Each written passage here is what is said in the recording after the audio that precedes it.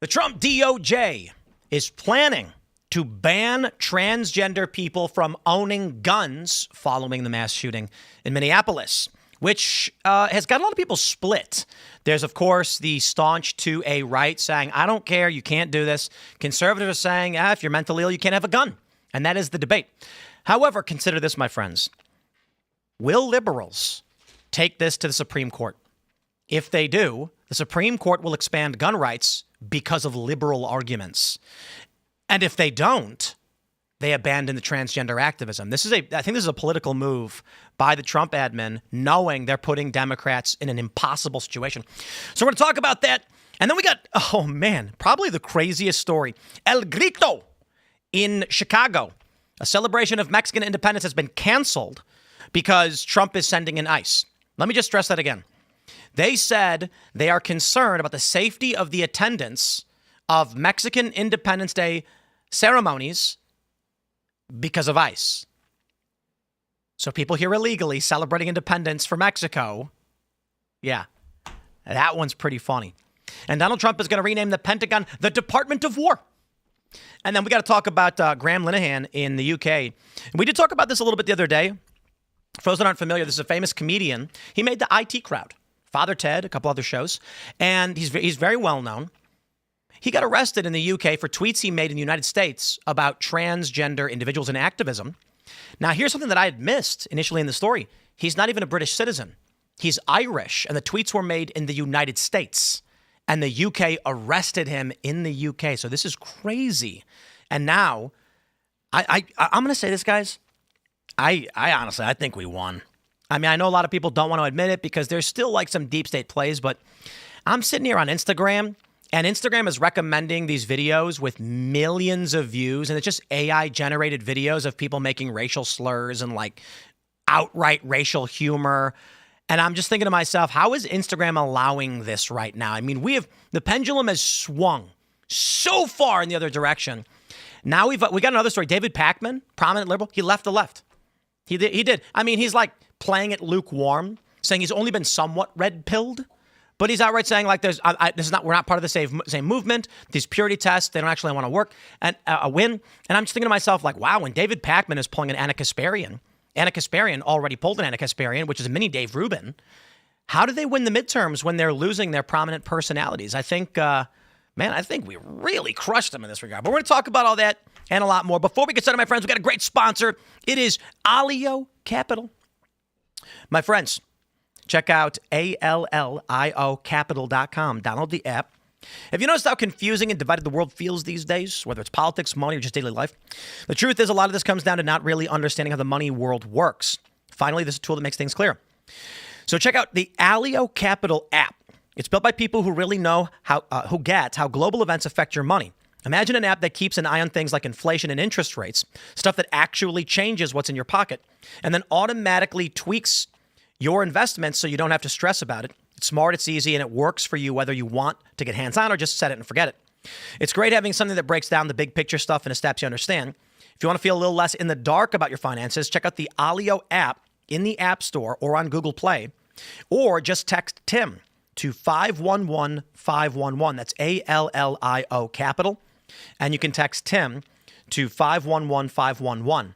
Just remember, every investment has risks. Nothing's a sure thing. But I think Alio makes understanding and growing your money a whole lot easier. Standard text fees apply. This is a paid sponsorship, and shout out to Alio for sponsoring the show. And of course, my friends, make sure you go to boonieshq.com and pick up our latest models of the Boonies skateboards. Now, I'll let you guys in on a secret. We launched our Pride Month collection, which is Be Gay and Don't Be Gay. And I think we've sold about 30 Be Gay boards. I think we've sold about 500 Don't Be Gay boards. Now, look, the people who believe that you should be gay just didn't want to buy skateboards, I guess. And the people who feel that Don't Be Gay is either funny or a better message bought tons of them. We now have boards back in stock, and they are shipping. So if you wanted to get in there and pick up one of your boards, we also have the Declaration of Independence board, uncancelable. And I'll tell you this, based on our metrics, the number one selling board this year so far is the 28th Amendment, which is, it looks like, old parchment paper, and it reads, chickens, being necessary to the security of a free state. The right of the people to keep, bear, and breed chickens shall not be infringed.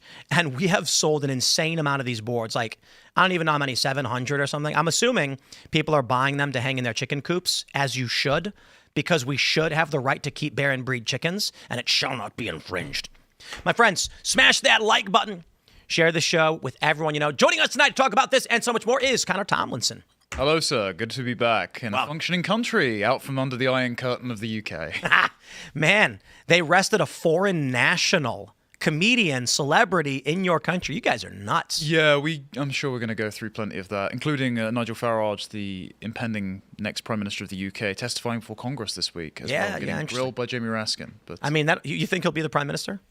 Current polling suggests it. Wow. He might get knocked off course in terms of policy if he strays leftward. However, it looks like he's got a once-in-a-generation ability to disrupt the Uniparty. So who are you? What do you do? I am the host of Tomlinson Talks on YouTube. I'm a senior contributor to Courage Media. I co-host Deprogrammed at the New Culture Forum, and I tweet at @con_Tomlinson. And I tweet nothing on behalf of India, unlike all of your conservative influencers today. That's another big story we're going to be talking about. Tons of prominent personalities on the right all tweeting in favor of stopping. They want the Trump admin to not tariff India. And some of them deleted these tweets. It appears that they are paid on behalf of India to lobby for India. I say ban them all. But we'll talk about that. Thanks for hanging out. We got producer Tate. What's up, guys? Tate Brown here. I'm a little upset I didn't get a recommendation from India. I mean, I've been known to knock back some butter chicken every once in a while. So the fact that I didn't get an offer, it's a little disappointing. Maybe. I think butter chicken is British, actually. Yeah, it could be, but I don't know. Chicken tikka masala is British, isn't it? Yeah, but we have the recipe. They can leave. It's so good. Perfect. We got Indian food. This is the important thing to understand, guys. Orange chicken, American. It's true. Chicken tikka masala, Scottish, I think. Yeah. I think it's Scottish. It is Owning Glasgow. your wife, Indian. Glasgow. Yeah, Glasgow. Is that what it was? Yeah, Glasgow, yeah. It's a great city. Fantastic city. I heard the Scots invented fried chicken. That wouldn't surprise me. They fry Mars bars. Yeah, they fry it. They'll fry. It's like we get so much flack for frying stuff, and then you go to Scotland, it's like a nightmare. Yeah, but that's because you guys do it in seed oils and give yourselves cancer. Sure, they do it. Beef tallow fried Mars bars. It's a beautiful thing. Yeah. That sounds great. Phil's here. Hello, everybody. My name is Phil Labonte. I'm the lead singer of the heavy metal band All That Remains. I'm an anti-communist and a counter-revolutionary. Let's get into it. Here's the big news from The Independent. Trump looking to ban transgender people from having a gun and declaring them mentally ill. Oh, boy. The DOJ is reportedly considering a proposal to restrict trans Americans from possessing firearms, making a dramatic reversal of the Trump admin's pledges to preserve Second Amendment rights while escalating the president's attacks against trans Americans. The proposal, according to CNN, comes in the wake of a mass shooting in Minneapolis Catholic Church, allegedly committed by a 23-year-old trans woman, which has fueled conspiracy theories and right-wing outrage, baselessly alleging trans people are predisposed to commit violence. It's a disgusting framing, may I just say. Indeed. Since taking office, Donald Trump has issued a series of directives targeting trans Americans, including an executive order that erases federal recognition of trans people and other measures that restrict gender-affirming healthcare and bans trans athletes from competing in women's sports. The DOD has also forced out thousands of trans service members. Trans people are not linked to higher rates of violence, and the overwhelming majority of mass attacks are committed by cisgender men. I'm going to pause real quick and say that's a lie. Well, which ethnicity of cisgender men? Yeah. I love ChatGPT because it's basically an establishment machine where you can test the perception of the establishment. And so when this happened, I set the story, I took the link and I posted it in ChatGPT. Without saying anything, just sharing the story, it responded with, trans people are not more likely to commit mass shootings. I asked it, how come several of the latest, most recent mass shootings were committed by trans people? And it then said, white cisgender men commit more mass shootings than any other demographic. And when I asked it about black men, it said, when black men in Baltimore, St. Louis, Chicago, and D.C. commit mass shootings, and they do commit a disproportionately high amount of mass shootings, those don't count because they're motivated by poverty, whereas white cisgender men are motivated by mental illness issues or political causes. Insane. Which is like, okay, well, now you're lying. But that's the narrative machine.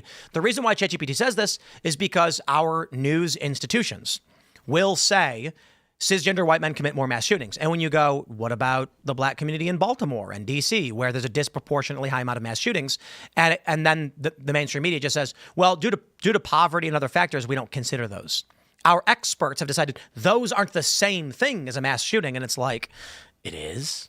But back to the story, I want to say this. This is one of the smartest things the Trump admin has ever done. This is a master move. It is akin to a fork in chess. You ever see one of those beautiful moves where you got the rook in the bottom left corner and their king, and you put the bishop and they're in check, and now that's like, you got to move your king out of check, and they do, and then boom, bishop takes the rook. That's what this is. Democrats and liberals have two choices. They can decide to go to the Supreme Court to defend the right of trans Americans to own guns, and I agree they should be allowed to own guns, which means Democrats will be forced to argue in favor of gun rights, which is going to be real tough for them, or they're going to have to abandon trans as a demographic. They're going to have to outright say, we're not going to go to bat for you in this process. You just lose your rights to have guns. You are presuming that they will not continue to live with crippling cognitive dissonance. I didn't say that. I said they're going to have to fight on our behalf or abandon. So I don't care what their motivation is. I don't care what lies they want to say. I don't care what claims they want to make. When liberals and the ACLU and Democrats go to the Supreme Court and say, you can't ban trans people from having guns, the Supreme Court then says, you're right. Everybody can have guns. I think chat's going to hate me and accuse me of being a communist European or something. I'll do that anyways. I say this, well, we invented American liberty. That's fine. I'm happy that you guys get to retain it, even if my country doesn't. But I think it's entirely consistent with having a republic capable of guaranteeing its own security with an armed citizenry and banning crazy, demented transsexuals from owning firearms that they will use on people other than themselves. I think that is completely consistent. And yes, there's lots of fear about the government just arbitrarily classifying people as mentally ill and confiscating your guns. They'll do that anyways. They're going to do that anyway. You can put reasonable limitations on who should and shouldn't own firearms, including the people like, Audrey Hale or that Dylan Butler person in Iowa or this brand new trans shooter who just hate Christian children and want to murder them en masse. The people that make the argument, you can't do this because then the left will do it to you. We've already seen that the left will do it regardless of what the right does. Now, this particular issue aside, right, I don't know if it's actually the right move to say trans people can't have guns. I think there's probably a case-by-case decision. Because I don't think that everybody that's trans is likely to go and shoot up a church. I think it's far more likely if they're immersed in the LGBTQ ideology, and there are probably other factors. I don't think that a blanket ban would work, but that doesn't mean that I'm also not going to sit there and be like, we can't do this because the left will do it to us, because that's not an argument. They're going to do it either way. If they had the option, if they had the ability to remove guns from from every private individual in the United States, they absolutely would. So to say that, you can't do this to trans people because they'll take your guns, if they get the chance, if they have the ability, they're going to do that anyway. The other thing to consider, too, is that we have continually tried to maintain this classical liberal approach to we must protect the rights of everybody, even our enemies. And what we've learned is that communists have exploited that for the past several generations to burn us to the ground. So my attitude's shifted, and I'm more like, if you're in favor of gun rights for all, and you've fought for the protection of 2A and 1A, I'll defend you as well, regardless of what economic system you want.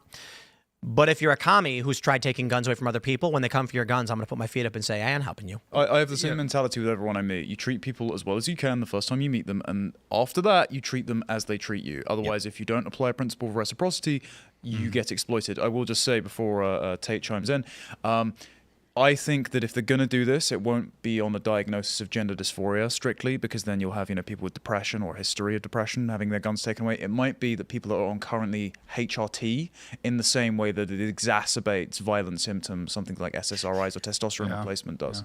Yeah. Well, even then, even there even is an argument. This is kind of like, it's the same argument we had the flag burning is like, if you do look at the founders' view on these sorts of things on the Second Amendment, is they did have the English common law tradition of lunatics. It's like the Second Amendment is predicated on responsible gun ownership, and that's why you had in colonial governments and early state governments restrictions on like felons, on on loyalists, ironically, which is pretty funny, and then lunatics, because it was like there was this understanding that this is a protection of responsible gun ownership. So I think it's a perfectly valid question for the Trump administration to ask is, okay, these people clearly aren't responsible, and the fact that they're not predisposed to violence, it's like, well, they're predisposed to violence against themselves. We see that on a very regular basis. So it's like I think there's room here for this argument that the Trump administration is making just on constitutional grounds.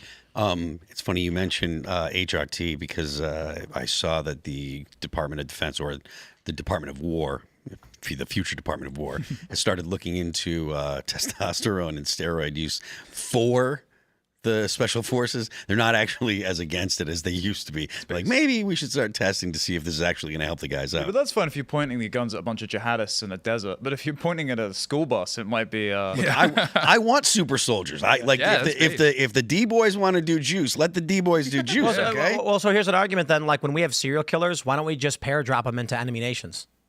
Yeah, that's not actually a bad idea. I mean, French Foreign Legion does that. Yeah, Do they really? Yeah.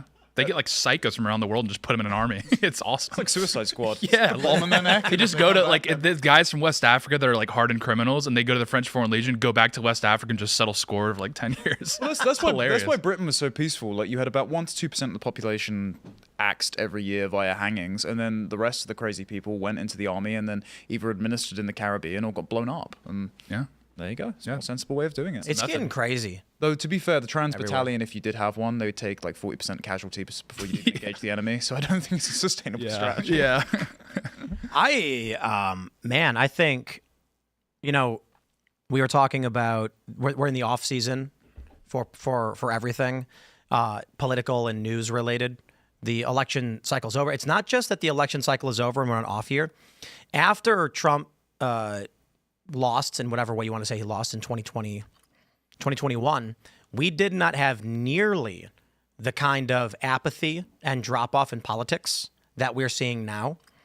And I think the reason is, I think we've won substantially more than we realize. You're saying Nigel Farage is going to be the prime minister?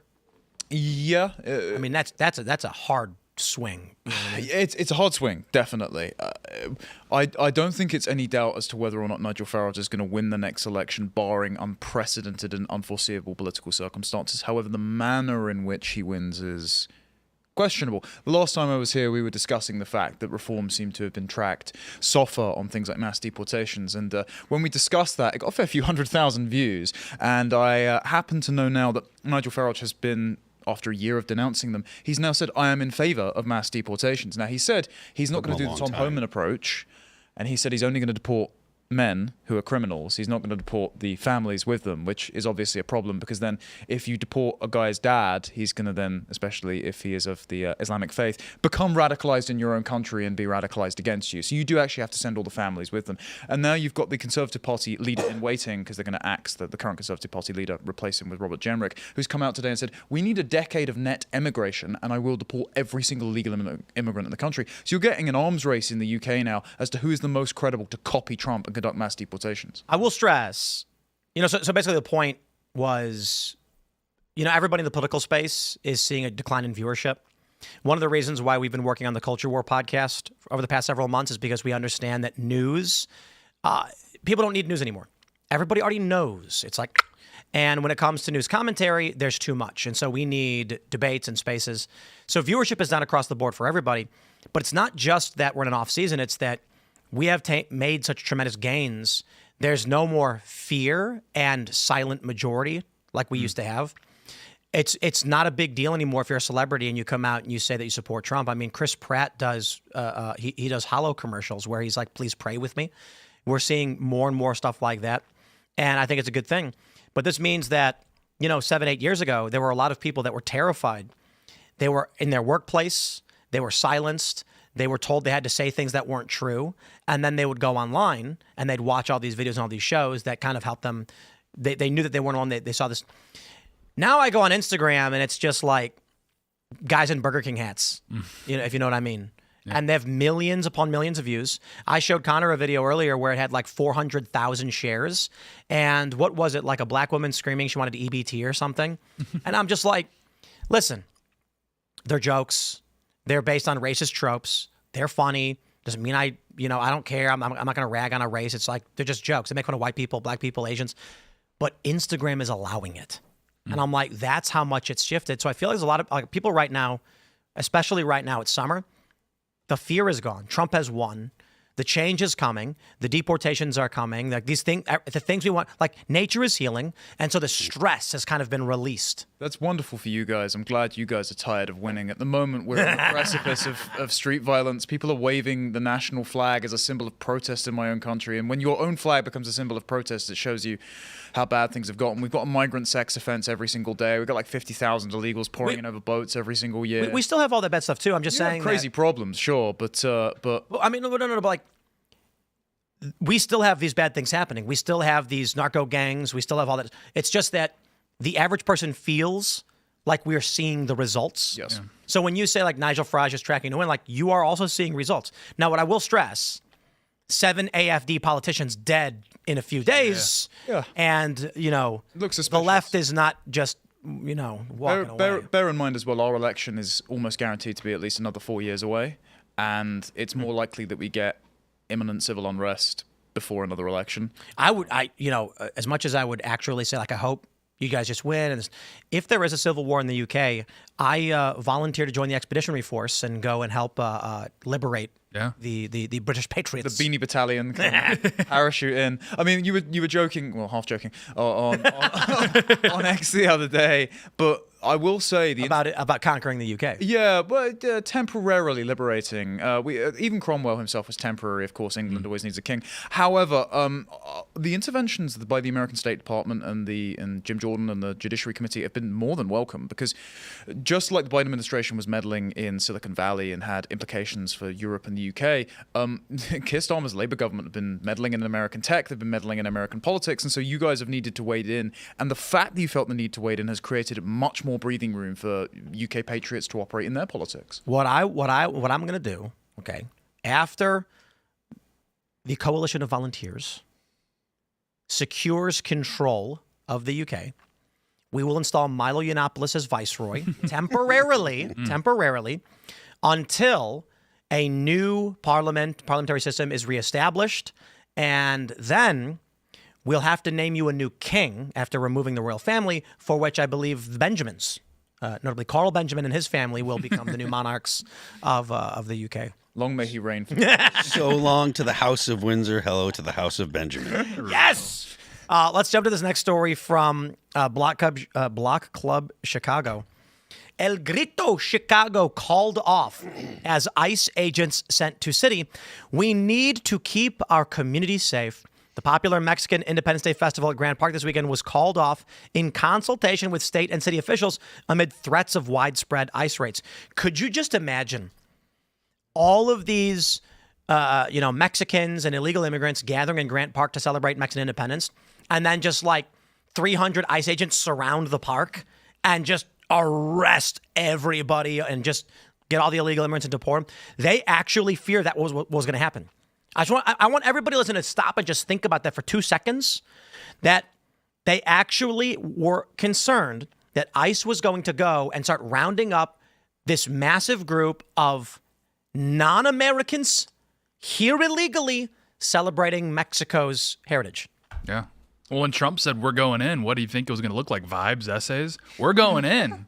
No more Independence Day. Sobiek said earlier on the stage at NatCon today, he said, it's fine if you want to wave a foreign flag, you can do that on the flight home. We have this exact problem in the UK where basically the British Empire has folded back on us. Not only are the administration bodies of the empire, like the civil service and the home office, inhabited by the sons and daughters of said empire, and they're taking out their ethnic and historical grievances on the native population. But like ethnic colonies like Birmingham, one of our major cities, it looks like New Delhi, it's entirely swamped by the subcontinent, back to back lights up its library in the colors of India and Pakistan's flag to celebrate their Independence Day. It's like, oh, wonderful, you're so independent from the empire that you're here. I want you all gone. Go celebrate it elsewhere. That kind of stuff shouldn't be allowed by. I mean, I understand that it's a free country or what have you. Well, it's ostensibly, right? If you put up the flag of St. George, there's a problem. But if you put up the flag of India, that's fine. But the point I'm making, I guess, is like if you are going to come to live in a country, you should embrace the values and the flag and the culture of that country. If you don't like those things, then you probably should go back to your country. I want to read this from El Grito, Chicago. It says, Mi gente con el corazón roto. We have announced that El Grito Chicago 2-day festival in downtown Chicago will be postponed. It was a painful decision, but holding El Grito Chicago at this time puts the safety of our community at stake. And that's a risk we are unwilling to take. While we are torn by this decision, when we brought this celebration back, our aim was to create a safe, affordable, family-friendly community festival for all. We look forward to accomplishing that in the future together, bringing El Grito Chicago back stronger, prouder, and more united than before. To all our vendors, artisans, artists, and community groups who plan to join us, you are the flavor that makes El Grito Chicago special. To our community, you're the beating heart of the celebration, blah, blah, blah. Our priority now is for all tickets to be refunded. Full refunds will be immediately will begin immediately to everybody who purchased tickets through our website at Ticket Sign Up. Refunds will go back to the original form of payment. Please allow 7 to 10 business days. We're saddened by the loss. Okay, I'm going to pause real quick and just say the next move the Trump DOJ needs to make is begin a criminal investigation of the organizers of El Grito. Because if they were facilitating a gathering of illegal immigrants, that is illegal immigrants, that is actually a violation of law to induce or encourage illegal immigration in this country. And if they're holding festivals where they know and expressed knowledge that they were selling tickets and profiting off of individuals who are here illegally for this celebration, I believe there should be some action taken against them. Will you be able to trace via the payments, presumably, back to some illegal aliens, at least? I mean, it would be worthwhile. At least they can celebrate Cinco de Mayo in Alligator Alcatraz. That would be nice fun for them, I'm sure. Yeah, it would be a good time.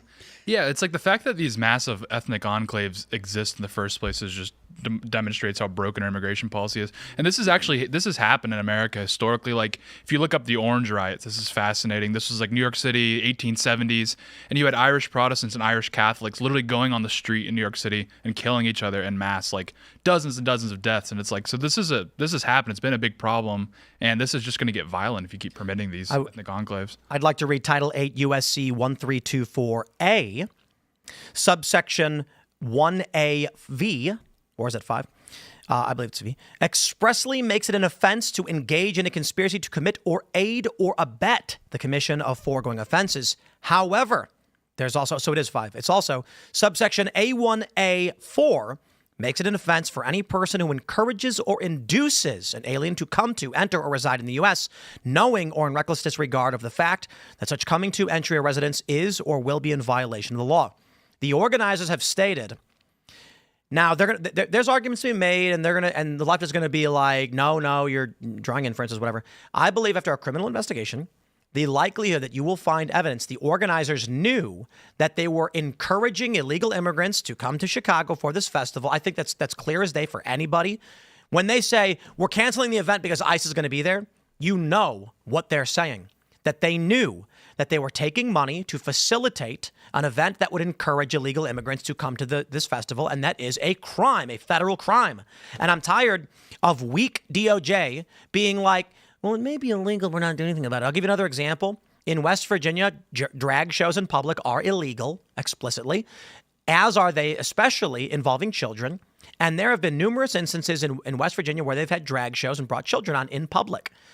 And it's in the law outright that you can't do this, but they go, oh, but the activists. No, stop being weak, okay? If the laws need to be changed, they can go to Congress and change the laws. If people in Chicago don't like that this law exists, well, then vote. And if the Congress can't change the law because people vote against you, you don't get to just break the law, and then we sit back while the DOJ allows it. Allow me to go one step further as well, based on what Phil just said. Not only should the illegal immigrants themselves, if they're gathering in this one place, they should be deported no matter where they are. They should be deported, every single last one of the 10 to 30 million of them that you guys have in your country now.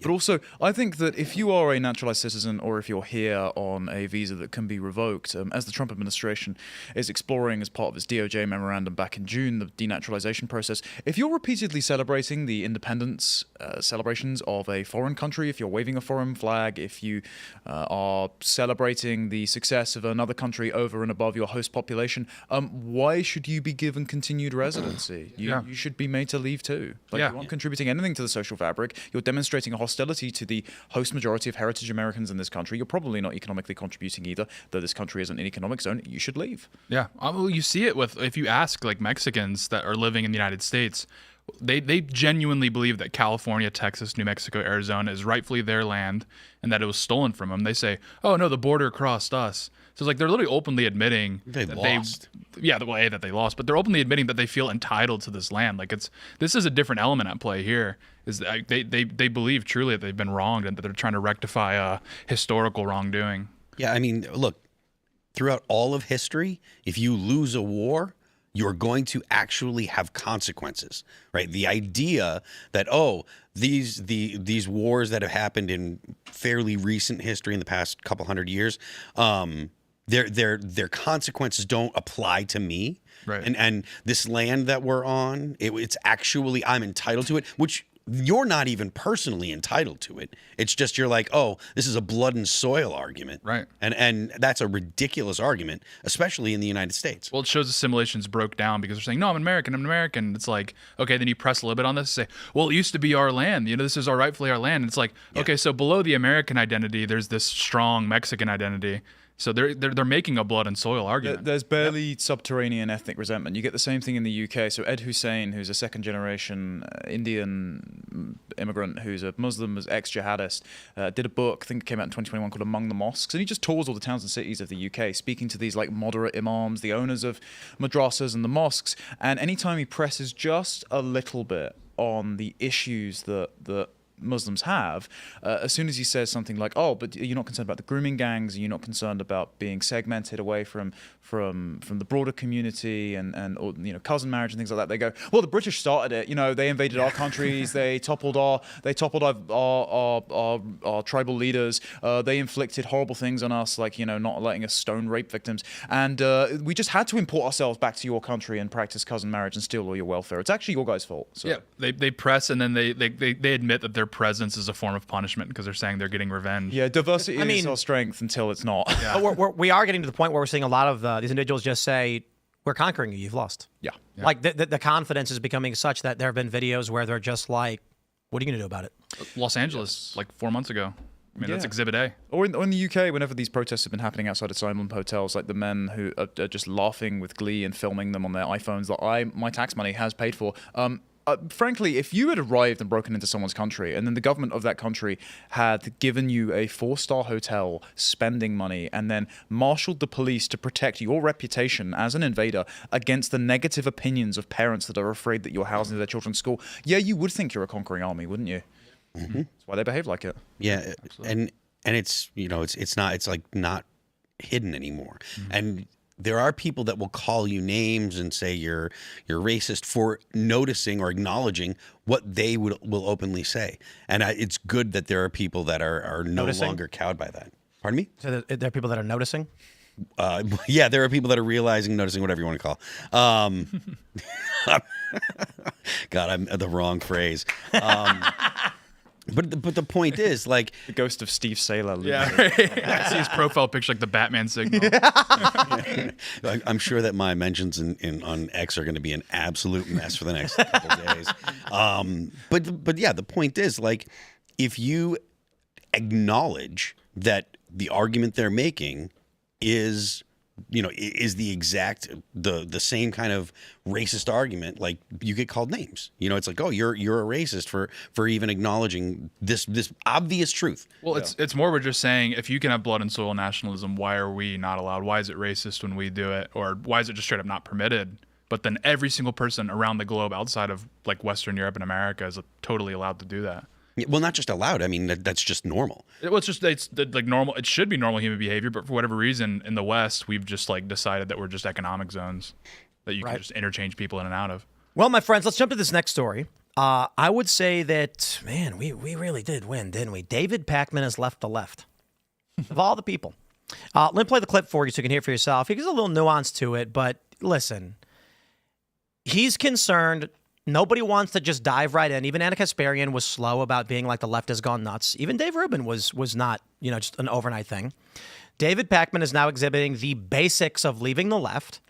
Did you guys know that when that viral video from Prager went out called "Why I Left the Left" from Dave Rubin, Dave didn't actually intend on stating that phrase, "I left the left." Dave's intention in that video was the left is bad. And the interpretation that they took was that Dave had left the left. And so even Rubin was doing something similar. Let me put it this way.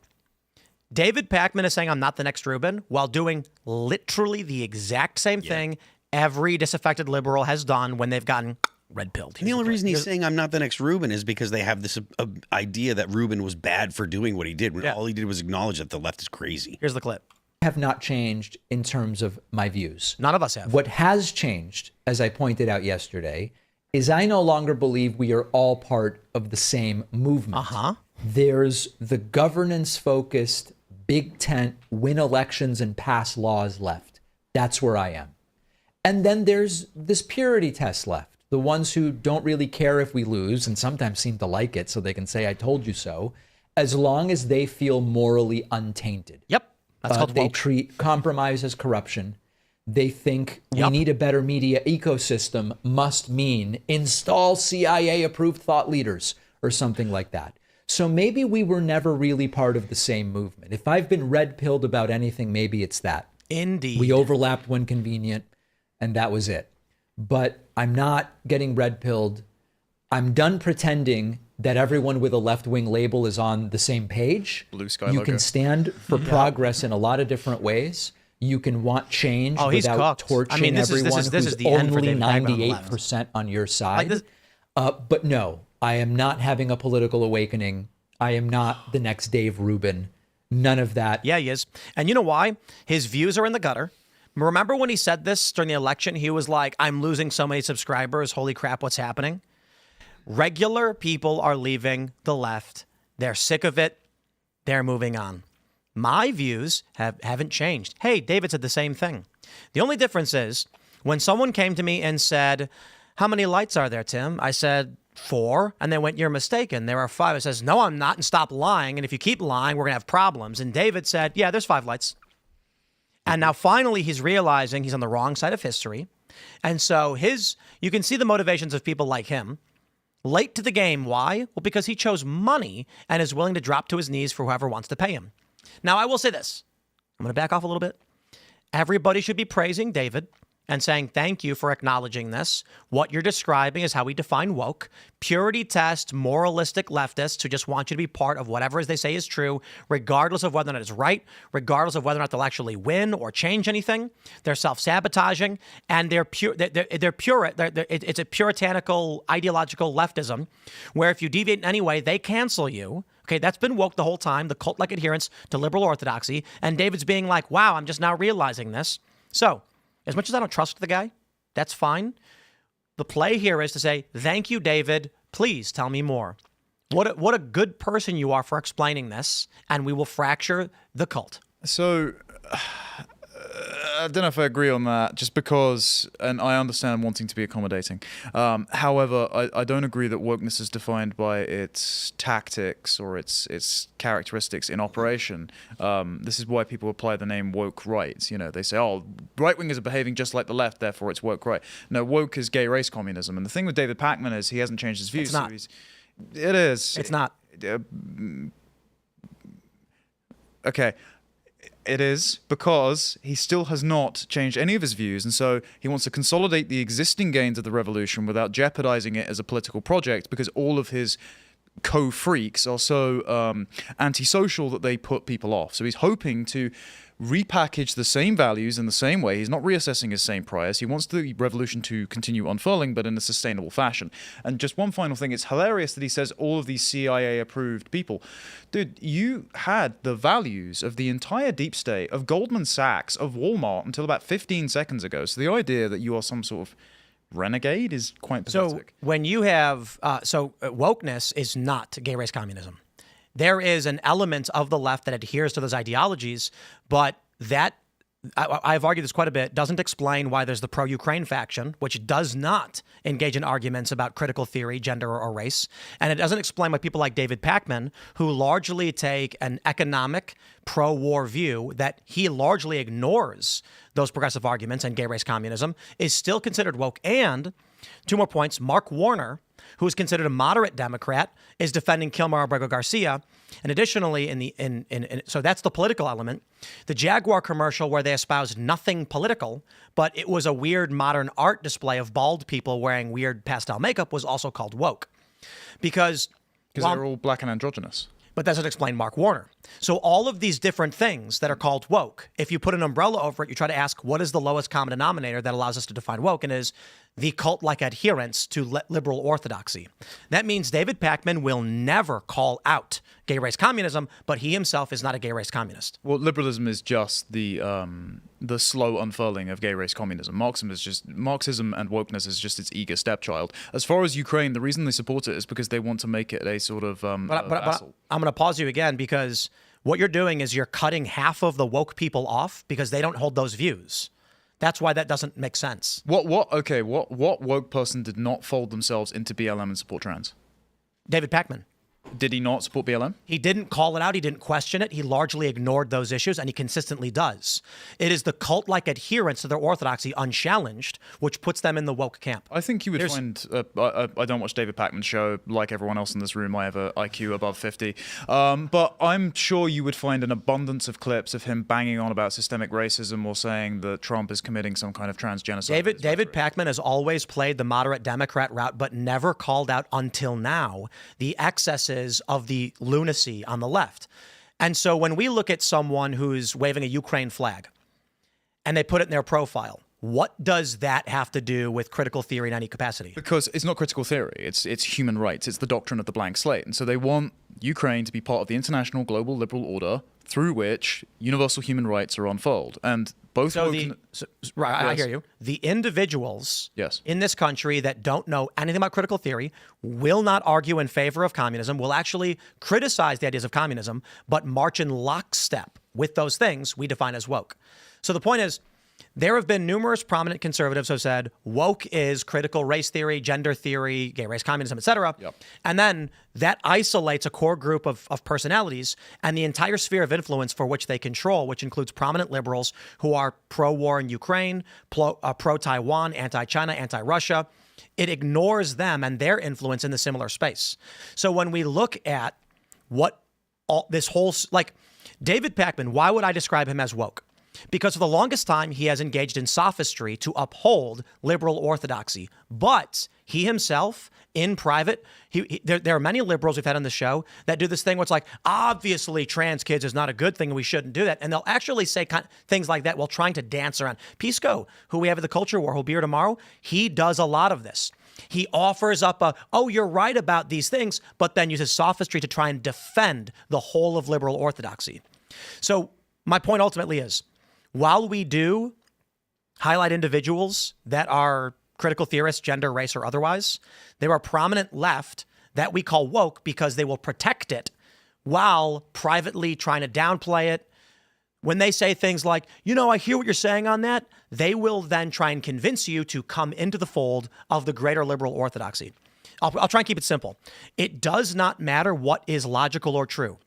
White, blonde-haired, blue-eyed Eastern Europeans are people of color according to woke. But that defies the oppression hierarchy they also claim to uphold. They say the military-industrial complex is bad and the funding of war by the United States is bad until it comes to Ukraine. It's all completely illogical.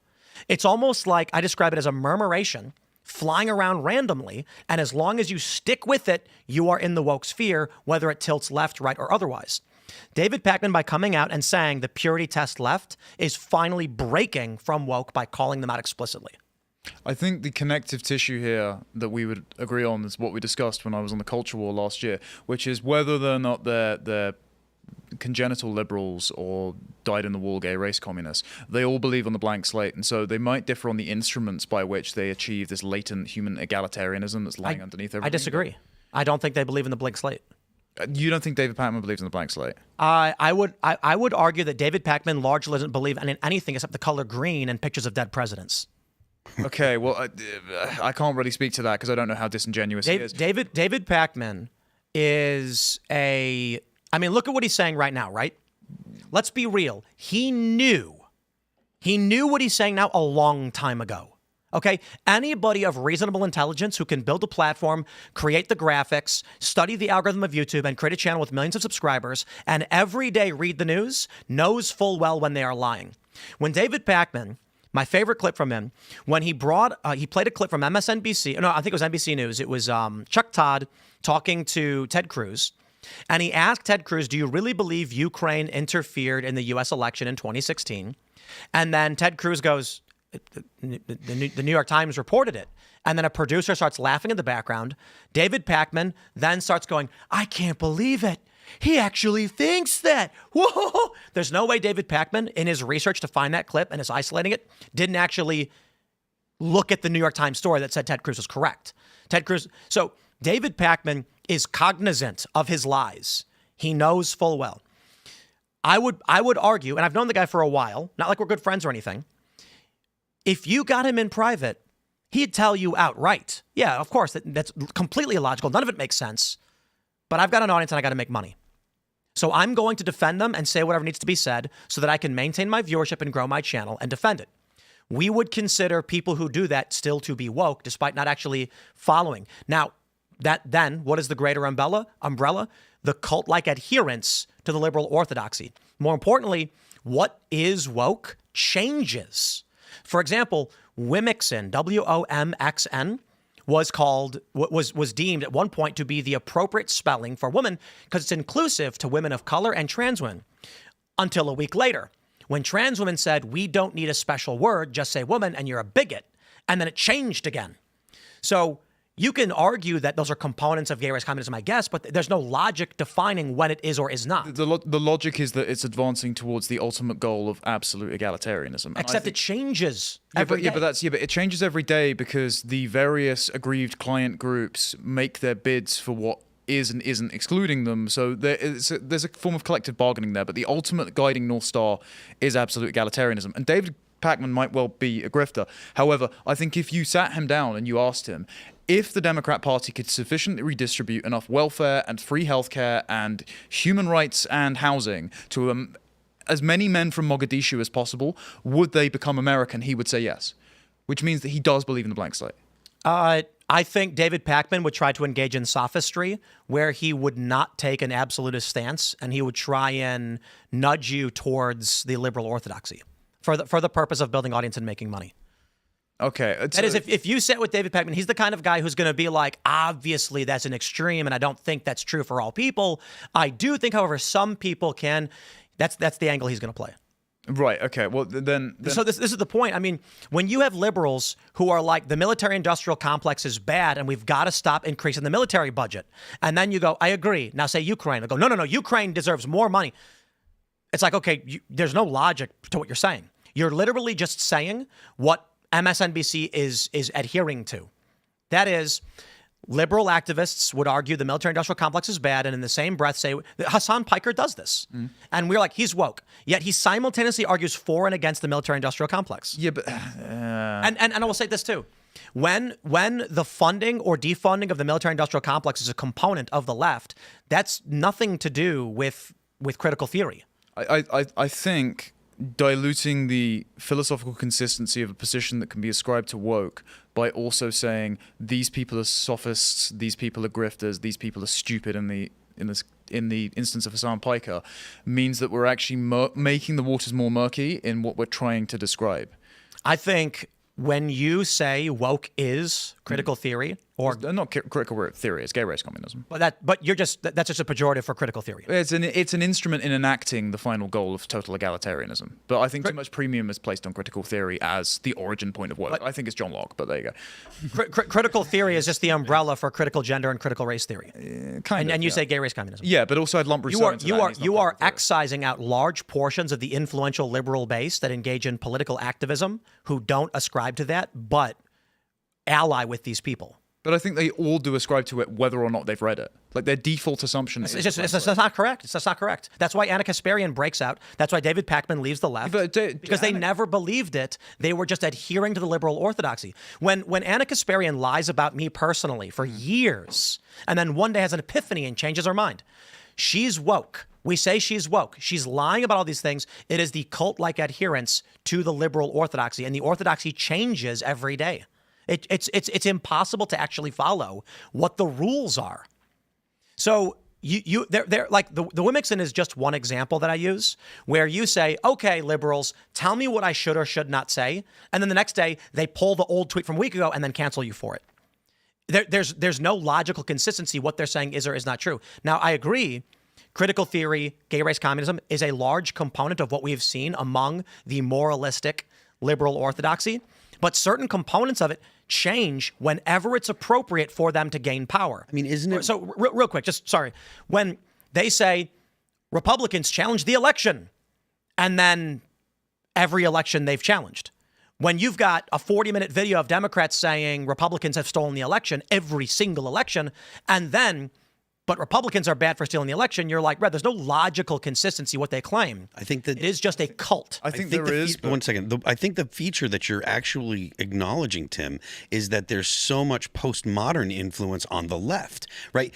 If you have a postmodernist who's making an argument, you're not going to get logical consistency because part of the postmodern, philosophy is that there are no actual overarching narratives that matter. So what you do is make arguments that are functional so that way you can win the existing argument that you're in. You can make a different argument later, tomorrow, the next week or whatever, because the actual underlying philosophy isn't important. Agreed. If you're going towards a goal. And that is not unique to critical theory or gay race communism. No, it's postmodern. It's not unique to postmodernism.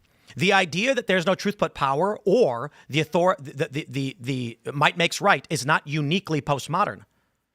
So when liberals, it's not about it's not about might makes right. It's about what useful arguments will help you win the argument you're in, and that's not about. And what might. the liberals are doing is saying truth doesn't matter.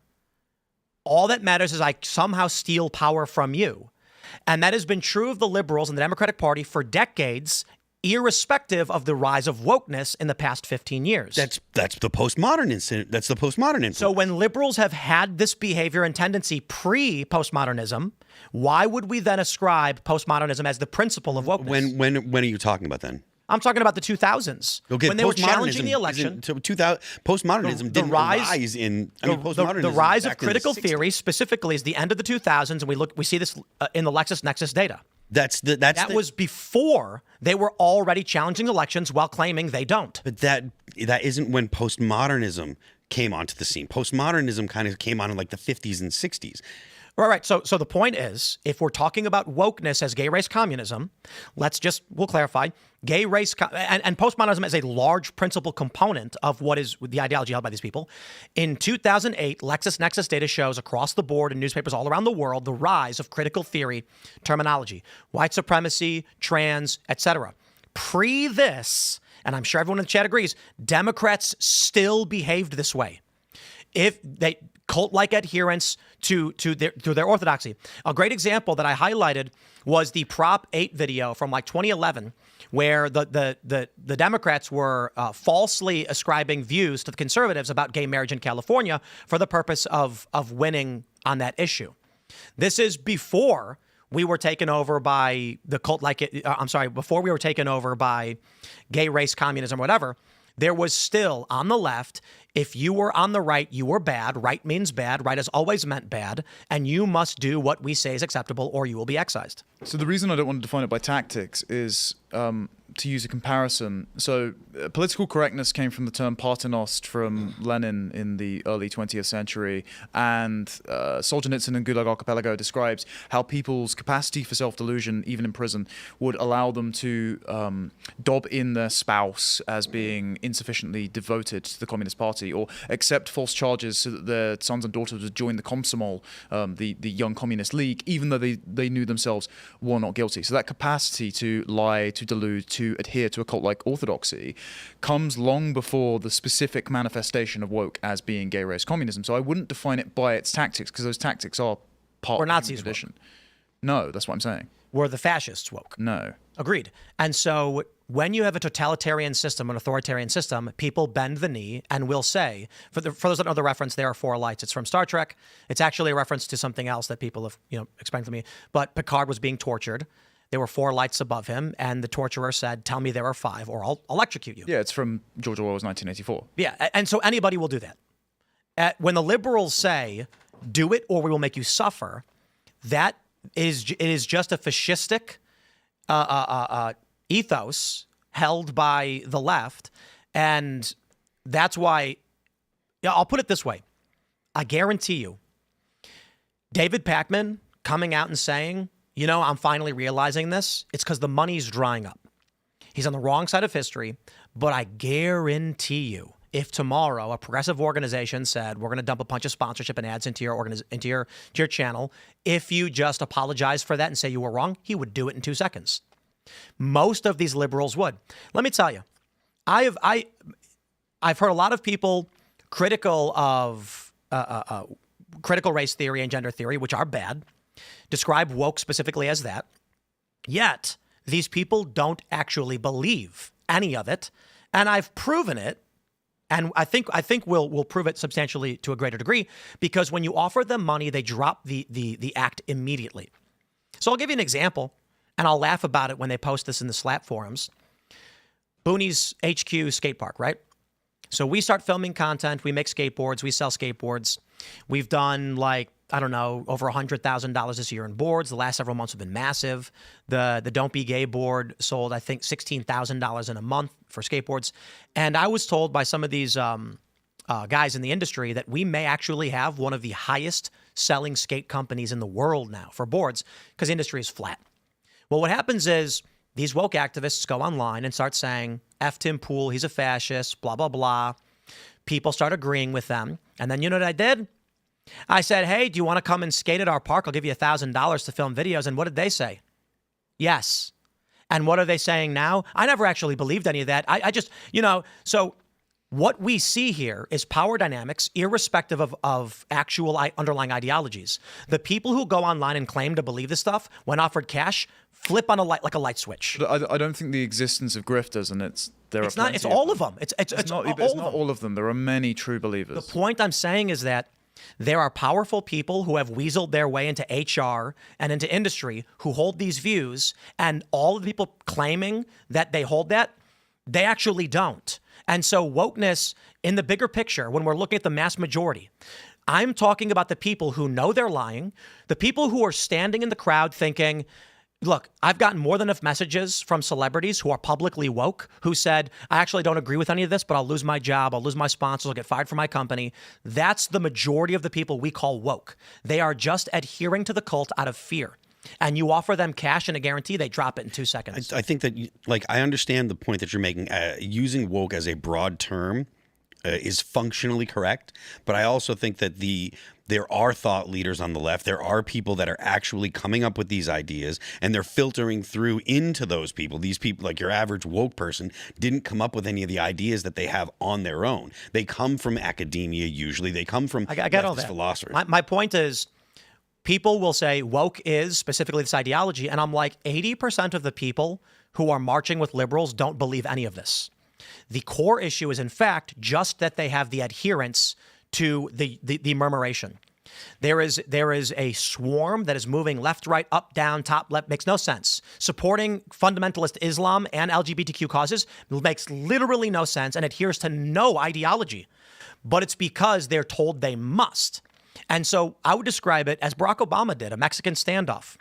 So how is it that critical race theory adheres to Islam, which is a fundamentalist authoritarian system that does not comport with woke ideology or critical theory? Because they believe that Islam has only been provoked by white settler colonialism into being violent. I don't believe that's true. I think that's sophistry. I think that's an excuse. And the reality is, you've got people pointing cancellation at each other. This is how Obama described it several years ago. That I'm scared that you have a powerful political action committee in your space that people will bend to. That is, a vendor will cancel your contract if you insult Islam. That if you draw a picture of Muhammad on the cover of your magazine, Islamists will come and murder you. So what happens? People who fear this adhere to that restriction. This is a totally real phenomenon. At the same time, pretty much everyone that is currently running the UK government and all of their paid foot soldiers are true believers because they're doing this at personal expense. For sure. I'm not saying they aren't. Yeah. I'm just saying to define woke as critical theory ignores Islam. And so when you look at the bigger picture of these conflicted ideologies that don't go together, you're like, okay, so hold on. The expansion of the desire for Sharia law in some of these communities is completely in conflict with LGBTQ activism and the idea of the oppressed minority, especially considering Islam is like the second biggest religion in the world. So defining woke as critical theory, at the same time, the liberals in this country have large elements of support for Islam. It's not the ideology. It is the cult-like adherence to these power structures. They think they're going to basically shed that third world barbarism if they just redistribute to them enough money, enough social housing. And that's because they believe they're blank slates. Because they believe they're blank slates. Those woke people do. But I'm saying the majority of people that we describe as woke because of the things they do and they say, in their heart of hearts and in private, are actually saying, I don't want to be killed by an Islamist and I don't want to be killed by an Antifa guy. Then I probably wouldn't apply the term woke. They're going along with woke incentives, but they're just cowards and grifters and conformists. I would define woke as a set philosophy. But then, so the issue I take with this specifically and why I give it a more broad umbrella is that people like David Pacman would be defined as woke despite not actually believing it and only adhering to it out of a fear of the power exerted by minority groups and their willingness to be extreme. So that's why I say it is simply the cult-like adherence to the liberal orthodoxy. That is, whatever the umbrella of liberalism determines you must do is what wokeness is. It is the cult-like adherence to it. And so for someone like me, who's a relatively liberal guy, who does not adhere to their orthodoxy and says, that's nuts and I won't agree with that, they call me right-wing. I am no longer a liberal. I am no longer on their side. They have excised me despite actually being a traditional liberal. Well, you never believed in the blank slate, so you're on a traditional liberal, Tim. Traditional liberals, like in the 90s, didn't. Yeah, they still tried to keep in tandem the freedom and equality principles, which is why it was mainly defined by sort of Bill and Hillary Clinton Democrats. Yeah, So the Civil Rights I Act, would just, et cetera, et cetera. I would just, to move on, I would just describe it as there's a large phenomenon of prominent cult-like cancel-list liberals, people who will destroy your life. They will send the hounds of war, the hounds of hell at you when you speak out of turn. They will call you far right. They will call you every name in the book, and they will get you banned and do whatever they can. And they don't believe in blank slate, and they don't support Islam, and they don't support the trans stuff. But they're surrounded by people with pitchforks, and they're like, I don't care. I'm part of the group. That's all that matters. And I will just wrap it by saying, all of the celebrities, professional athletes, and people that I know personally who I have seen make public statements who privately have said, I'm just scared because I'll lose my job. When we look at what's happening right now with the trends in politics, and like I mentioned, Instagram and all that, that's why I think we've really won. Doesn't mean we've won permanently, at least this battle, we've defeated them, because regular people now are just outright being like, yeah, screw that. And people like David Pacman, who's whatever you want to call him, sophist, grifter, he's abandoning all of that. He never believed what the woke believe. And now that it's not profitable and their political power has waned, he's coming out and being like, yeah, they're bad. He knew they were bad 5 years ago, but he adhered to their orthodoxy in a cult-like fashion and attacked those who opposed him because he wanted to be in the liberal orthodoxy. That's it. To be a liberal is all that matters, and it doesn't matter what the liberals believe, be it supporting Islam, which is at odds with LGBTQ activism. But I do think sometimes you do see people like this specifically on a track given like 6 months when they do come to the more like centrist moderate position, is they are still trying to just repackage the same woke ideas with a right wing facade to pass a sniff test. James Lindsay is a really great example of what's going on right now in the political space with our overwhelming victory, because James Lindsay is woke. Yeah, he believes in the blank slate. Right. And that's a component of it for sure. But the reason why I define James Lindsay as woke is because his willingness to use underhanded tactics and force to get to make others adhere to a liberal orthodoxy. The difference is James Lindsay doesn't like the critical theory that dominated the liberal orthodoxy. The reason why he rejected it and they challenged it and they will explain this to you, and you can read everything that he and his cohorts have stated, is that it was detrimental to liberalism and what they wanted to happen. Now you can look at what James Lindsay is doing. Every tactic he is using in his woke right escapade is on par with the cult-like adherence to liberal orthodoxy. Did you see despite the fact that he's not a critical gender theorist or critical race theorist? He is blocking people, insulting them, saying, quote, "It's not my job to educate you." He's labeling anyone in any kind of right different ideology is all woke right. He is accusing his enemies that of which he is doing. He is doing everything the woke did in the 2010s, but I believe James Lindsay's motivation, and he's like, my understanding is like an open relationship, polyamorous, liberal guy. His motivation was critical theory is bad for the liberal orthodoxy and it must be stopped.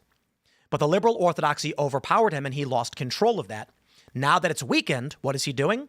The same exact tactics they've always used against conservatives to assert a new supremacy among what the liberal orthodoxy must be. And so its strategy isn't working very well, mind you. But I believe the end goal of James Lindsay and what he's doing is he wants to reestablish a cult-like adherence to liberal orthodoxy under his view of what liberalism should be. That is polyamory, abortion, certain standard liberal traditional policies, exemplified by his willingness to insult literally everybody as woke right. He's using a term that he knows disaffected liberals have a distaste for. He's using it to target people who are not woke in any capacity. He's basically saying alt-right, as exactly what the woke did throughout the 2010s. I have created an umbrella term for everyone who is my enemy on the right. I will label all of them as such, even if they disagree with each other and aren't even right-wingers. That way I can poison the well and create an enemy list. It's Alinsky. It's 101.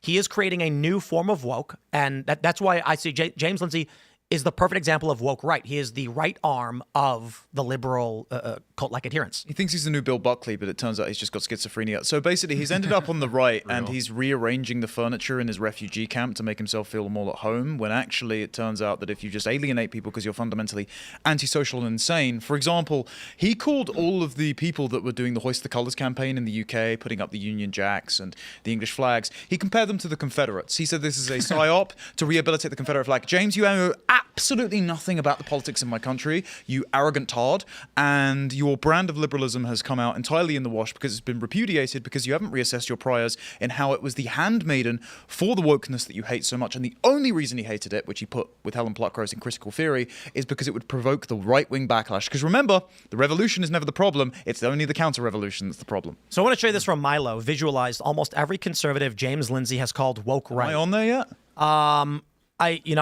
Let's find out. Let me see if I can make this a little bit bigger so it's easier to read.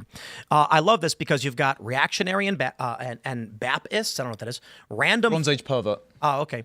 Tradcaths, Christian. Get this stupid fly. Get out of here. Paleocons, philosophers, miscellaneous right-wingers, British right, national conservatives, organizations, anonymous individuals, groypers, mainstream MAGA, anti-interventionists, and anti-Zionists.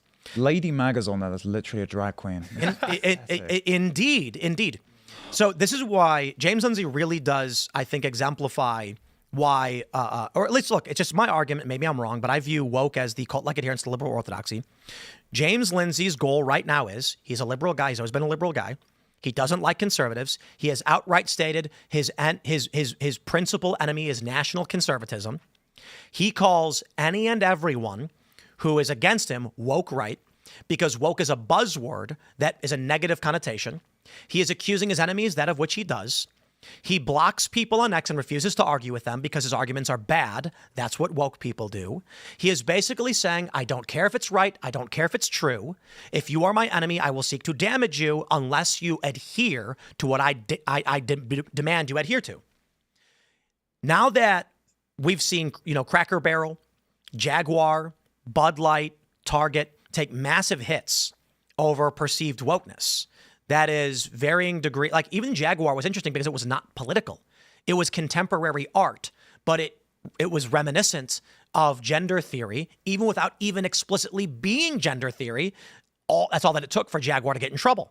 Not to mention the electric car idea was, let's get rid of all the high-end cars for the wealthy people we like. What James is doing recognizing the power structures of cult-like adherence and the fear that these communitarians, I guess you'd call them, these are people on the left and liberals. They don't care what's true. They care about fitting in.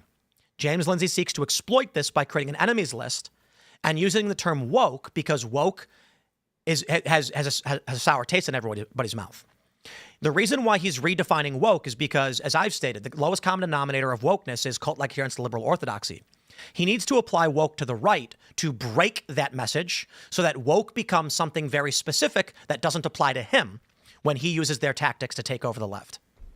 When he first started to saying woke rat, I was thinking that he was just trying to talk about people that he considered like what would amount to fascists, and he just didn't want to use that term. Well, he then said woke fascist. Well, yeah, but he's obviously expanded it far beyond anyone that would. Well, his attempt to intellectualize it was saying that any adherence to identity politics makes you woke. Except these people don't do that. Precisely. So what James Lindsay did, it's not working, by the way. All politics is identity politics. Yeah, I mean, Sure. like But the point is, like, he was saying, hey, you know, woke people are saying, like, our people this and our people that. There are some people on the right who do that.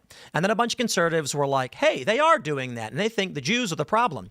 And then James Lindsay went, got him, and started grabbing random people who don't believe that and putting the label on them like alt-right was. In the early days, alt-right people believed that it meant like an alternative to mainstream conservatism. They did not know that it meant white nationalist. So a bunch of regular people were tweeting that they were alt-right. They were like, yeah, because people genuinely use it to convey you were anti-establishment conservative. Then the AP came out with a style guideline saying alt-right means you're a white nationalist and want a homeland for white people. Retroactively, every tweet was then pulled up by the mainstream media saying, here's Mike Cernovich saying he's a white nationalist, despite the fact that's not what it meant. This is James Lindsay's play. Woke was just the tactics and the cult-like adherence they had for liberalism. He knows this, so he needs to take that word, apply it to the right to create an enemies list, using the exact same tactic, and then he can say, that's not us, we're doing something different. He's basically saying, I will try to destroy you, and it's not working, but this became very obvious early on. When the first arguments were, Nick Fuentes is woke right. Why? He believes that there are oppressors and the oppressed, and he thinks the Jews are oppressing him. He's identified an identity group targeting his identity group, much like the critical race theorists did. He found this similarity. And then a bunch of conservatives went, oh, yeah, I see what you're saying. They do kind of act the same. The problem is the argument that a powerful group oppresses a smaller group or an oppressed group makes you woke is overly simplistic because there's always going to be hierarchy in class. Right. Look at the lobsters. That's just the law of the Middle East. If you're a minority group in the Middle East, you will be oppressed at some point in time. Indeed. And so what we're seeing now is this list of people of varying ideologies being labeled woke when James Lindsay's true strategy is, I need to make it painful to defy my liberal orthodoxy. It is really funny seeing like Yoram Hazony. Yeah. I guess I'm woke right now just by being there. Mary Morgan's on there. There's Mary. Robert Barnes. I love this. They put Chris Rufo on there. Rufo? It's like nicest guy. I love this. Can we zoom in? Oh, that's too much zoom in. It's a good reading list. Like, yeah, this is just Christian nationalists, and he tried making the claim first that Christian nationalists were. Yeah, he actually said that Stephen Wolf's book calls for like Christian fascism, and then he admitted he hadn't read the book when he reviewed the book, and he just read a bunch of reviews about the book. I read the book. Look, I disagree with Wolf on a bunch of theology. Like, he thinks that nations existed in the Garden of Eden, for example. It doesn't make him a fascist. Brianna Morello? I mean... And it's funny because Milo's like, there's not even an exhaustive list, right? Sargon of Akkad, Carl Benjamin. Yeah. Woke right. Carl had a great reply to this the other day, by the way, which I may or may not have slightly fed to him. When James said, Carl believes in collective rights. What are collective rights? And he goes, well, ask Israel. If it's good enough for Israel, it's good enough for my country. Thank you very much. Yeah. If Israel's a homeland for the Jews, then it can defend themselves. England should be a homeland for the English. America should be a homeland for heritage Americans. And Europe should be a homeland for the respective Europeans. Maybe even the Germans. We might let them get away with it. So that is what he got James on, because Israel exists at the fault line of the post-war economic order as the contradiction to liberalism. And I think actually, they've got a solid model of national sovereignty. I just want what they have, rather than the liberalism that James Lindsay is trying to enforce on my country, despite knowing nothing about it. Oh, look, Homath. Did you guys know Homath? Yeah. Homath is an anonymous creator who is just talking about dating and and sex dynamics.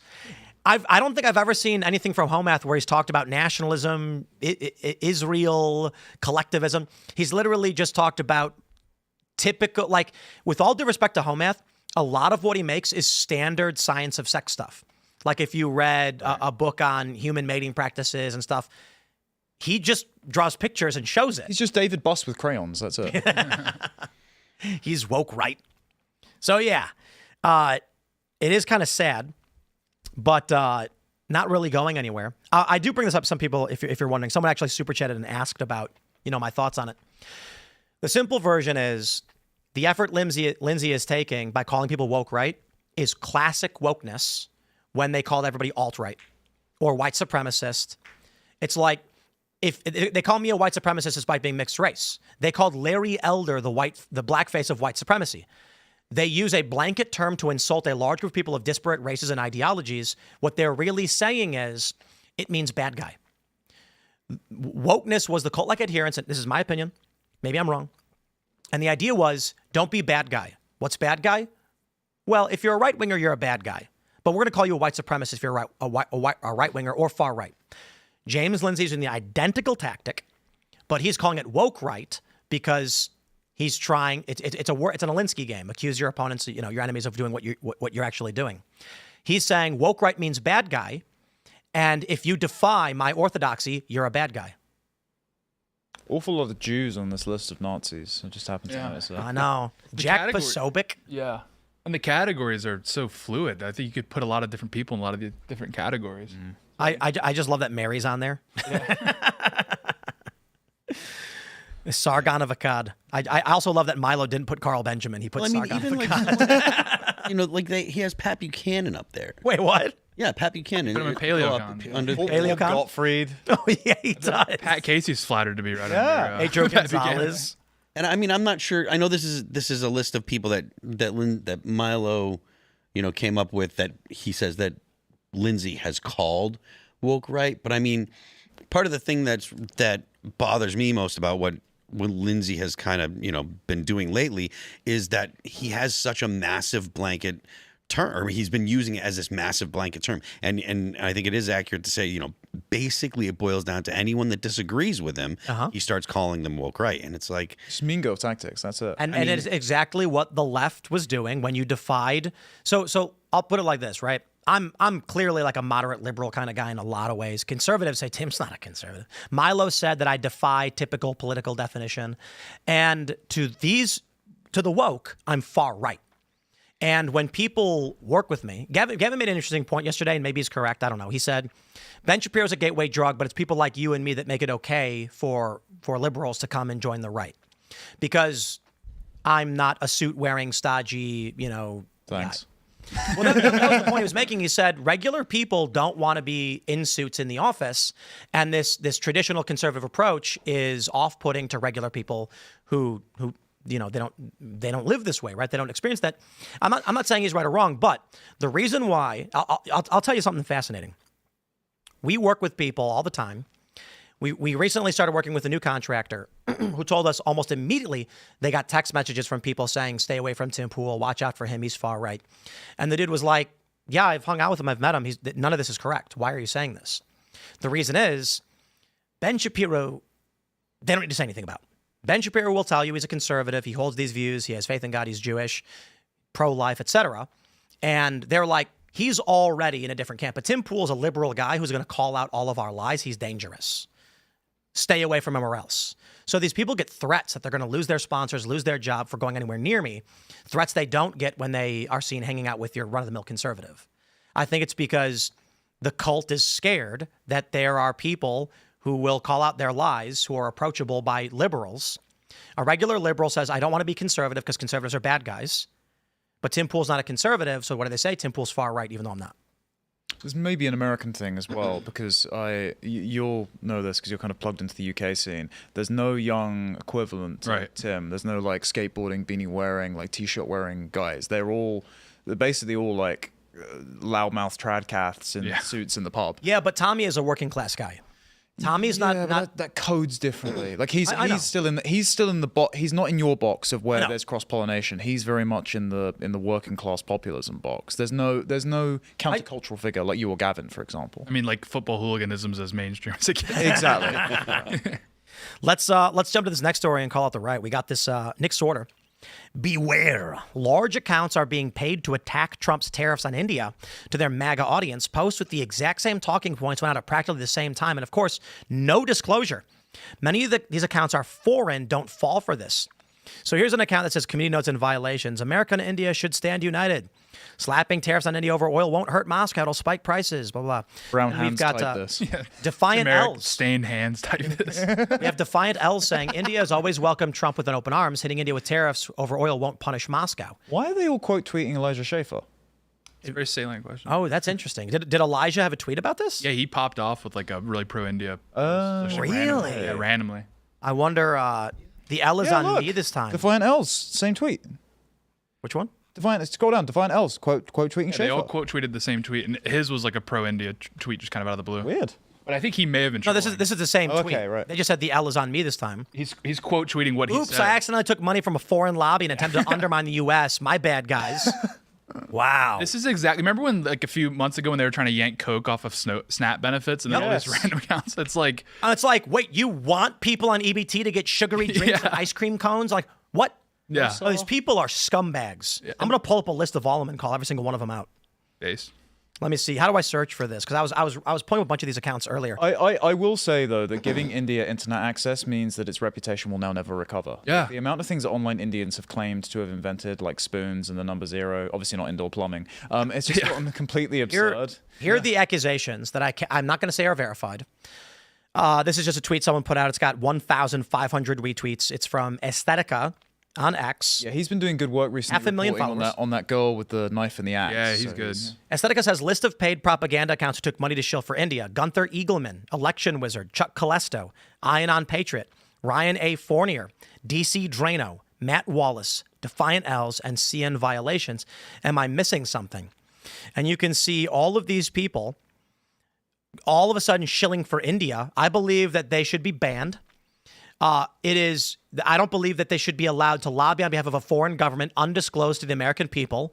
I don't care who they are, their ideologies, or whatever. I'm not playing stupid games. I'm sick of people. I don't know who, but there's going to be a lot of people who are going to be like, oh, but he's on our side. I better not call him out. Like, what if you won't interview him? He's got a big following. Don't care. Literally don't care. I'll be careful because I can't say definitively to any of these people. Like, you got DC Drano here. I don't know that he actually took money to post this.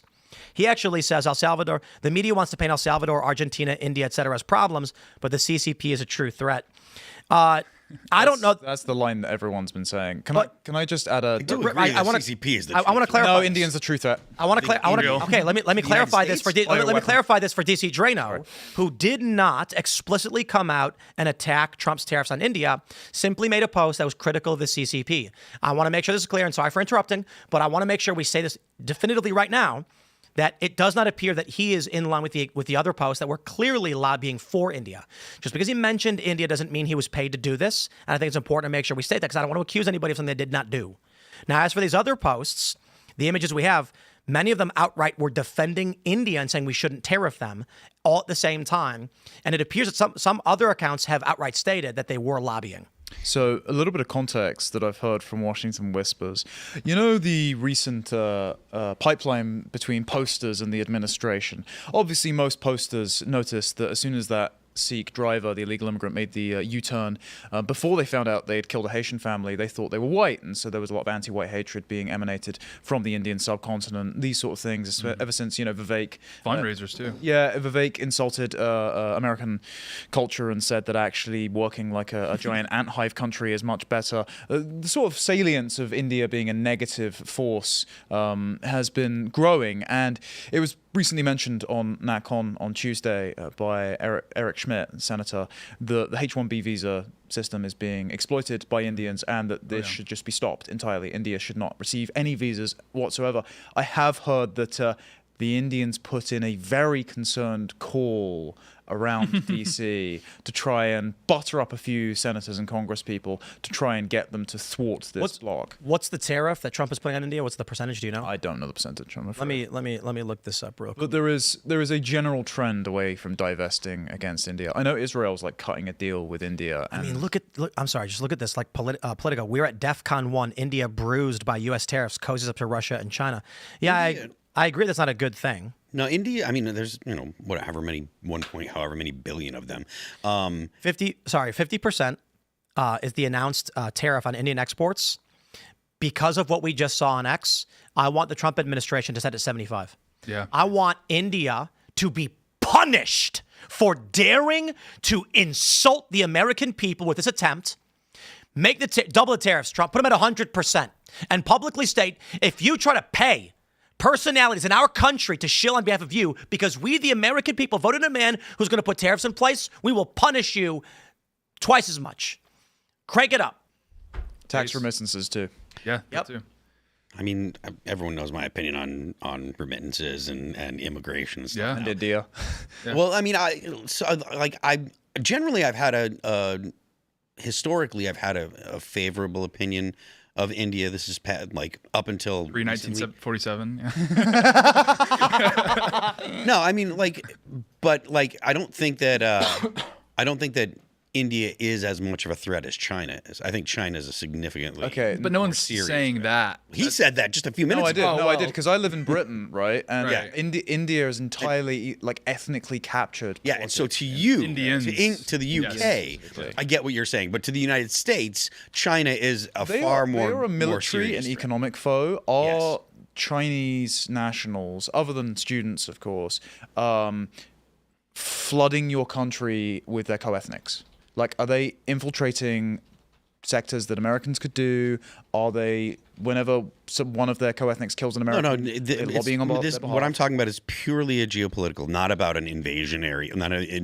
You can recover from a geopolitical foe. You can recover from economic collapse. You cannot recover from demographic replacement. And the Indians are doing that. So that is much worse a problem. And there are far many of them, far more of them.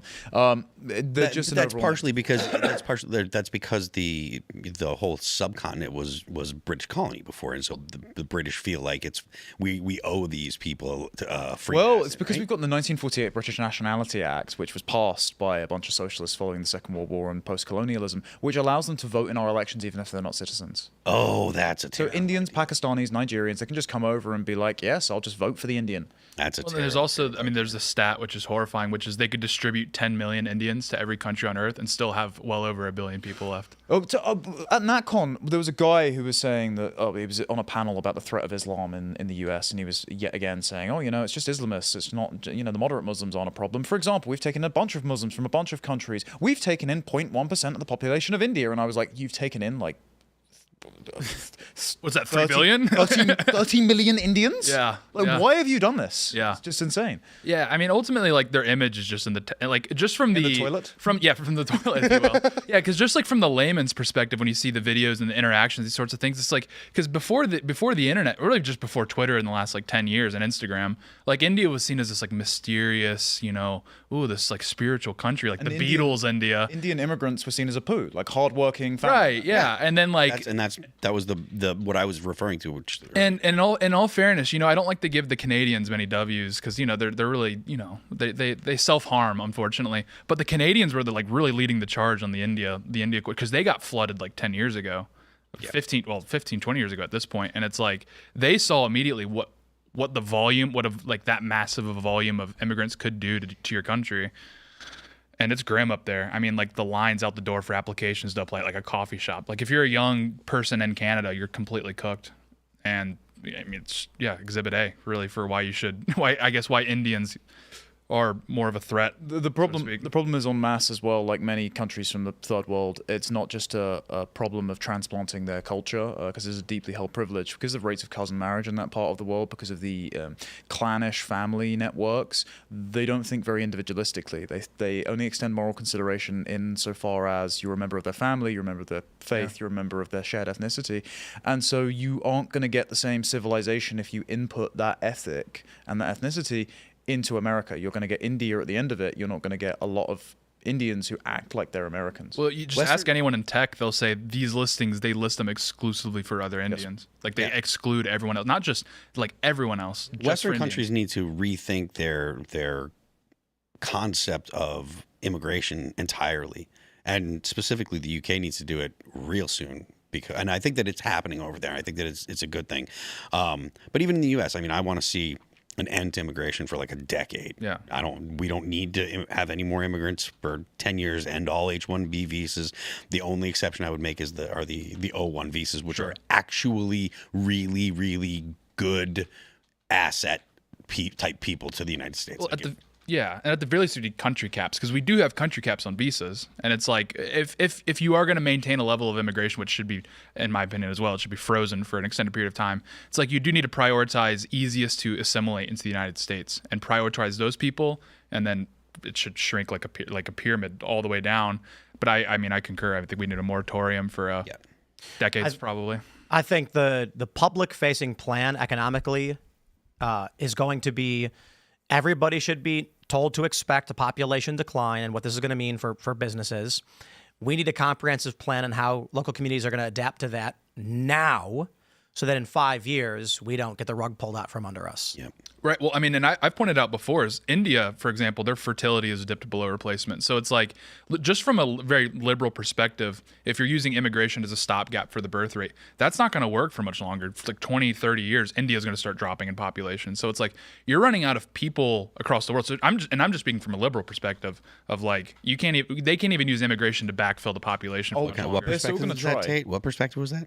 The liberal perspective, the woke perspective. But no, so it's like, I mean, totally agree. It's like, I mean, it's a stopgap for so long, and yeah. Well, the Bill and Melinda Gates Foundation released a study, I think it was earlier last year, and they said by 2100 there's only going to be 6 countries in the world, 5 in Africa, 1 in Asia, that's going to have above replacement birth rates, and so we'll just get all our immigrants from there. That was genuinely their conclusion.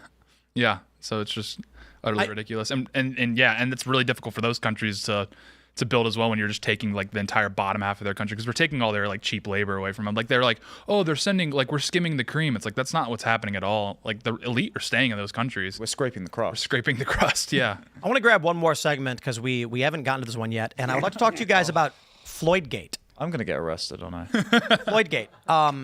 Many of you may be familiar with ElsaGate. So this is back in 2018, and we've had different iterations of this. This was back when there was computer-generated. Well, we'll start with the beginning. People started to realize that if you made a half an hour long video where a woman dressed like Elsa, a man like Spider-Man, another man like Joker, and ran around doing nothing, you get millions of views. This was called ElsaGate. It eventually turned into computer-generated videos that were very disturbing being sent to children. The reason was that the algorithm was promoting Elsa, Spider-Man, and the Joker. Children who could, literal babies, were having tablets put in front of them. And because they couldn't control it, it was auto-playing all of these insane videos, which made people lots of money. Now, a little while, I think it was like a year or two ago, but a while ago, Groypers and, I guess other trolls on the internet made these AI George Floyd videos, which many of them, it's like, just mocking George Floyd and Chauvin. It was edgy. It was meant to be offensive. We are now beginning to experience what I am calling Floydgate. Okay. Now, I've had people like Callum was telling me, oh, you don't know about, what is it called? Like George Droid or whatever. It's like, yeah, they do this. No, hold on. I'm not talking about videos like this. Roll tape. Wait, I got to refresh this one. Here we go. Here's George Floyd stealing fried chicken and running away. I'm sorry. From George Floyd. Okay. Okay, so this video is Derek Chauvin. Call of Duty sound effect? Yeah, with Ashton Hall video. That's what's overlaid. So Derek Chauvin's got buckets of fried chicken, and he is running, and George Floyd is chasing after him with those Bramps. Yeah. Now, this has got 15,000 likes, which means it may have, 100,000 or more plus views. Now, of course, videos like this have existed for a while, and people say, no, Tim, the trolls and the groypers, they've been making these videos. And I'm like, no. I know that. Here's the context. I want to show you Floydgate, and this is Floydgate right here. So let me play this video. Dad. Good job. This is a really great example of what I'm talking about. This video's got 1,000 likes, so maybe it has like 40, 50,000 views. This is not a racist troll or a joke. It's literally just a home video of a baby saying "Dada," and they used AI to turn the dad into George Floyd. It is not making George Floyd breakdance with Derek Chauvin. It is not showing George Floyd and Derek Chauvin kissing. It is literally just George Floyd watching a baby say "Dada," and nothing happens. My point is, on Instagram, there are videos like this with millions of views, hundreds of thousands of views. And I believe what's happened is, because of the SEO around George Floyd and Derek Chauvin, there are probably people in Pakistan, India, and Singapore or Malaysia or whatever who are like, if I want to get a big following, I'm going to make videos that fit with the algorithm. These people probably don't know who George Floyd is. All they know is search volume in the hashtags for George Floyd is probably in the tens of millions. So they start making AI-generated George Floyd videos that are not jokes, that are literal random videos. That's what ElsaGate was. When the first videos of Elsa started popping up, computer-generated random garbage emerged that was nonsensical. Videos of Spider-Man doing Tai Chi with Hitler, and it made no sense. That's what we're seeing now on Instagram. This is going to be really weird in the future because so many people are getting fed this algorithmic schlop, and their whole worldview is going to be built on videos of George Floyd as every character and every concept. There was one I saw where it was like, I think it was like a fitness influencer just talking about like how to do reps. It was a guy, and it was George Floyd. And I'm like, this is not even a joke. It's literally just a guy being like, hey, I'm doing some reps today. We're going to focus on, the lift over here, blah, blah, blah. And it was like 15 seconds long. And I was like, that's not even funny. That would explain the hashtags as well, because the hashtags are totally incoherent. So they've got George Floyd, California, Oakland, Trump, Martin Luther, not even King Jr., just the Protestant, drone, as in this footage, yay, Drake memes, Kendrick AI, shooter breathing, okay, George Floyd, NFL, Europe, police brutality, Justin Bieber. Well, I think what's happening here, like this video was lifted from someone else most likely. This is like a account that just takes memes from people. Like I think this is actually an American, Western phenomenon, because I think this is Zoomer nihilism on full display. I think that's what's going on here, because this is actually pretty funny if you're a Zoomer, because it's like post-ironic. George Floyd is basically the patron saint of the left, so it's like you're going to get a reaction. It's like edgy and that sort of thing, and it's transgressing every possible. But here, right, so I think this is Zoomer nihilism on full display. I think we're beyond that, and that's why I call it Floydgate. I think Zoomer nihilism was when it was jokes, not when it's a random video of a baby saying "Dada" or otherwise. But more importantly, the reason why I also call it Floydgate is ElsaGate to a discerning adult was just weird, but to babies, it was a component of their reality. 10 and 12-year-olds, 13-year-olds who are on Instagram don't know why. They are being fed videos of George Floyd with a baby in a bathroom. They weren't. I mean, how long ago was this? This is like 8 years ago or whatever, or something. Or was it 5 years ago? 5 years ago, yeah. So you're looking at 13-year-olds, 8 years old, and they weren't on Instagram. Now they're on Instagram, and they open it up, and Instagram is like, here's George Floyd selling bottles of water on the side of the road. And they're like, I don't know. They don't know what it means or why, but they're going to grow up being spam-fed these algorithm videos. And now I will say this. It's not just about Floyd videos. It's about this phenomenon in general across all social media that we can't even recognize that kids are going to be fed. That is to say, what ElsaGate was just the beginning. And now we are probably looking at 500 different versions of the same algorithmic schlop nightmare being fed to Gen Z and Gen Alpha, which is going to make their brains jello. The reason why I know you're right about this is because even with early YouTube, the amount of slop content that I've retained in my brain, like I remember probably half of the epic rap battles of history catalog, even without me trying. Like I'll get up and shower in the morning, and one will enter my head, and I wish I didn't know it, but I do. So now they've got even more incoherent crap that they're basing their entire frame of reference on. I really want to stress one of my greatest regrets. BA, up, down, BA, left, right, BA stuff. Do you know what that is? Yeah. That's the level select code for Teenage Mutant Ninja Turtles 2 on the NES, which I have not played in probably 30 years. That's actually the code for multiple of them. Actually, the Konami code is different. It's like, BA, up, down, BA, left, right, something. But BA, up, down, BA, left, right, BA, start. That is Teenage Mutant Ninja Turtles 2. It'll give you 9 lives and level select. I don't want to know that. But I was like 8 years old or whatever, and when I wanted to play the game, and this is probably only the course of a month that I played the game, but it's a long time for a kid. So I was like, I got to memorize this so I can have the extra lives when I play Teenage Mutant Ninja Turtles. I am now a 39-year-old man who has never forgotten that code. Imagine if instead I was taught calculus and could talk to you about advanced mathematical theories or whatever it may be. Well, that's the upbringing I have. And most people learned things when they were kids. They remember for a long time. At least when I got a retro game, I got a bunch of these gaming systems. I got a Nintendo. I got one of those retro games where it can have NES, Sega, and SNES. And I can play that, and I know the code. So it's not completely useless. It's mostly useless. What's going to happen to these kids who grow up memorizing George Floyd videos of nonsense or Elsa videos or otherwise, and they're going to be 40 and they're going to be making jokes about George Floyd to people? Yeah, well, that's why this mechanism is called brain rot. That's the definition of this style of humor is brain rot. Like if I say this to you, baby Gronk rizzed up Livy Dunn, does that like mean anything to you? A little bit. A little bit. Like it's just something that it burned in my memory forever, and it's funny when I hear it. And George Floyd has 2.4 million posts on the hashtag. 2.4 million. It's brain rot. Your brain is rotting. I kid you not. It's all AI. Here's George Floyd with a gigantic nose and a yarmulke. That's funny.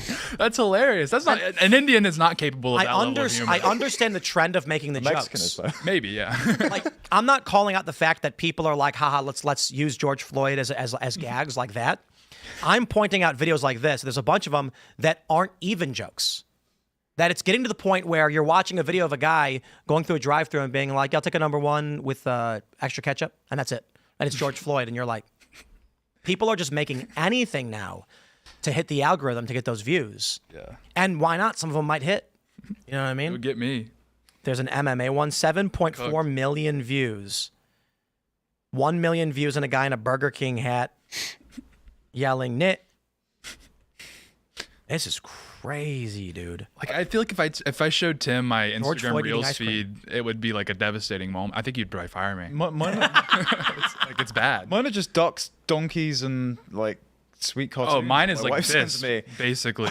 Okay. Yeah, it's just variations of this. No, I do think that the censorship was so culturally stifling for so long that now young white guys have absolutely nothing to lose, so we make fun of Yeah, literally everything. the boot is off our neck, quite Well, literally. Not only that, but the argument that I think this is a symptom of woke as well, because or a symptom of critical race theory and stuff. The argument was, look, if you guys don't do these things, then we won't blame you for things that have happened in the past. And then when critical race theory became kind of prevalent, it was like, oh, all you white guys are all bad. You're no good, and you're all racist, and blah blah blah. Even if they're like actively not racist, right? So then they're just like. Or young guys saw this and they're like, Might as well be racist.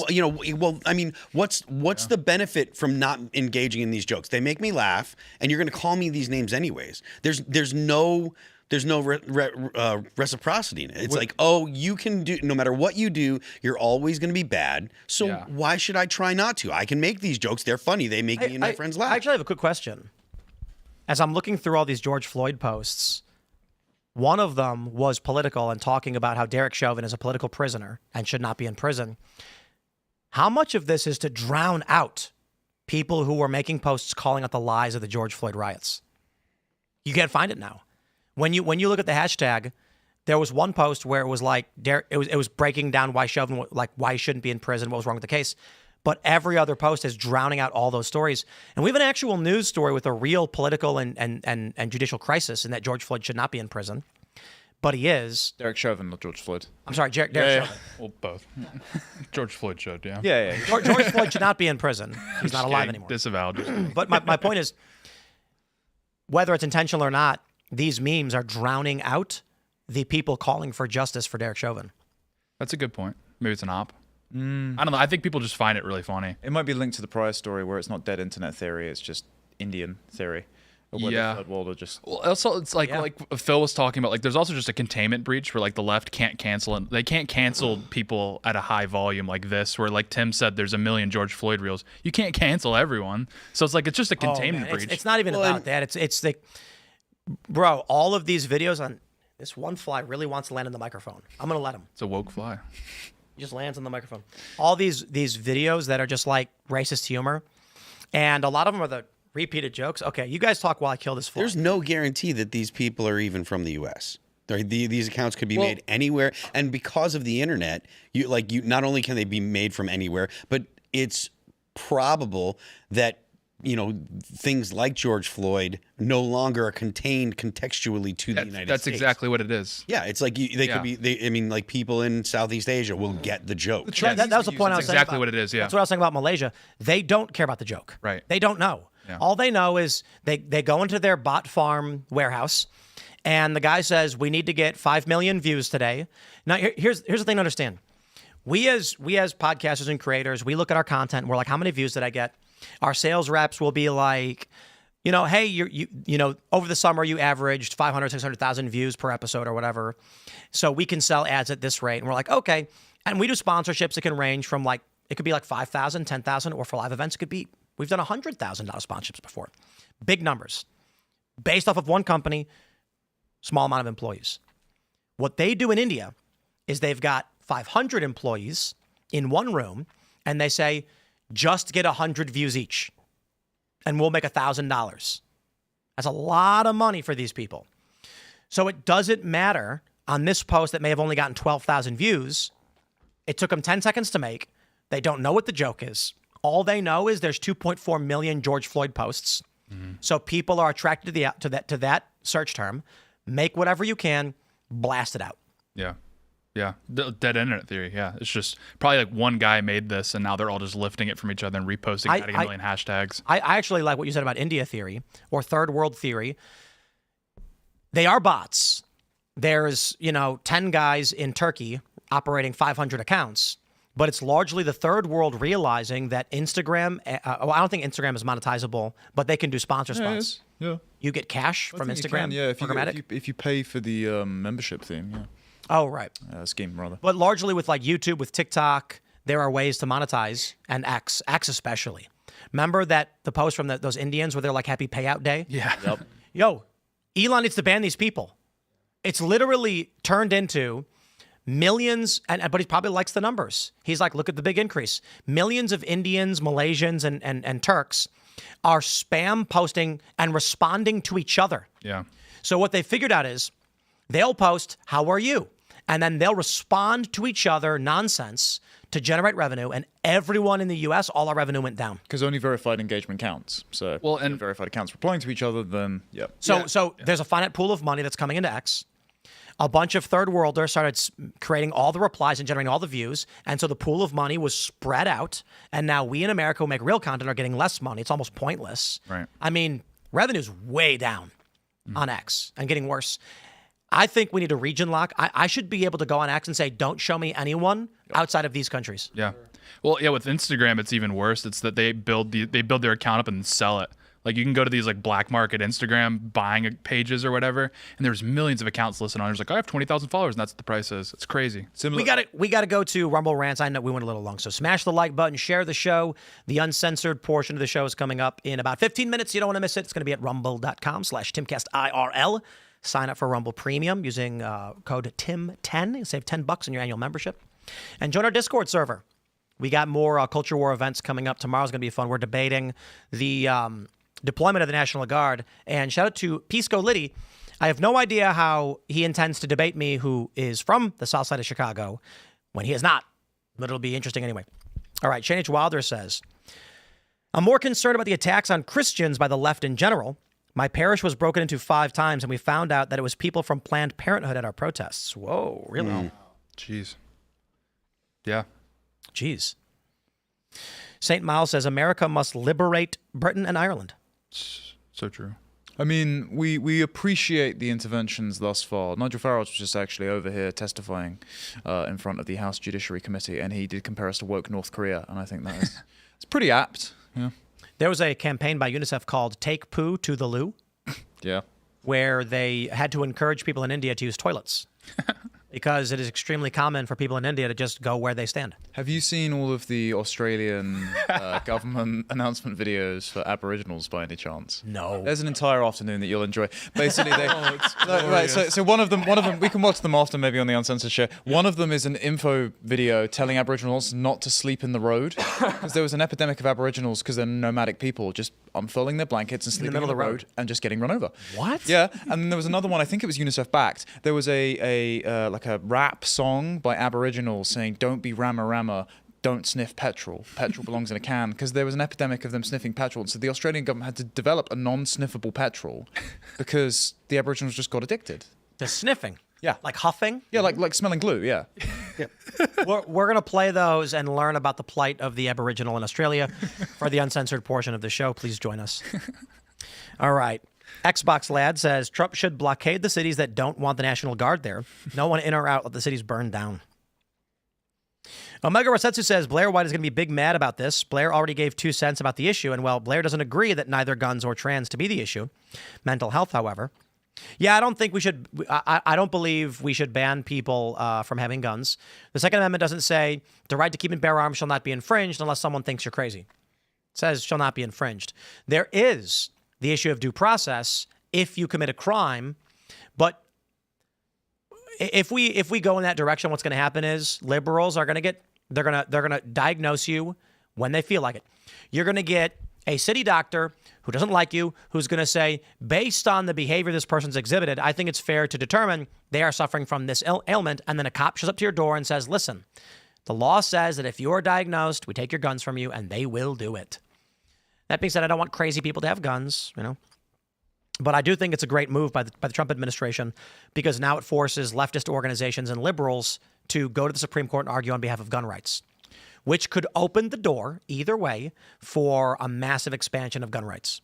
I think that's principled. I do also think that if you think cutting off your meat and 2 veg is the solution to your mental problems, you probably shouldn't have a Glock 19.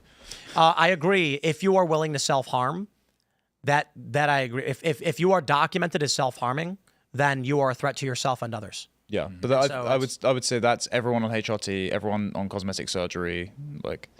I think that's not going to work. It's going to have to be surgery, and the reason why is Blair White, for instance, could just come out and be like, "I'm not actually trans." Yeah, but he is though. Like, he's had lots of cosmetic surgery. It's the diagnosis. Yeah, cosmetic surgery can't be the line at which you determine someone loses their gun rights. It's going to have to be like the challenge is, of course, it will be weaponized by bad people. It's not an excuse to stop bad people. So the reality is, it doesn't matter what your laws are, so long as you have a moral people that are running that comprise your population. I always say this: if everybody in the United States had the exact same moral, religious view of Seamus Coughlin, you'd need no police because people aren't going to steal from each other. This is Aristotle's opinion. The only thing that divides like monarchy and tyranny, democracy and mob rule, aristocracy and oligarchy is the virtue of the people that comprise the political system. And so long as we have a virtuous population, then absolutely we say ban guns from people who are unwell mentally.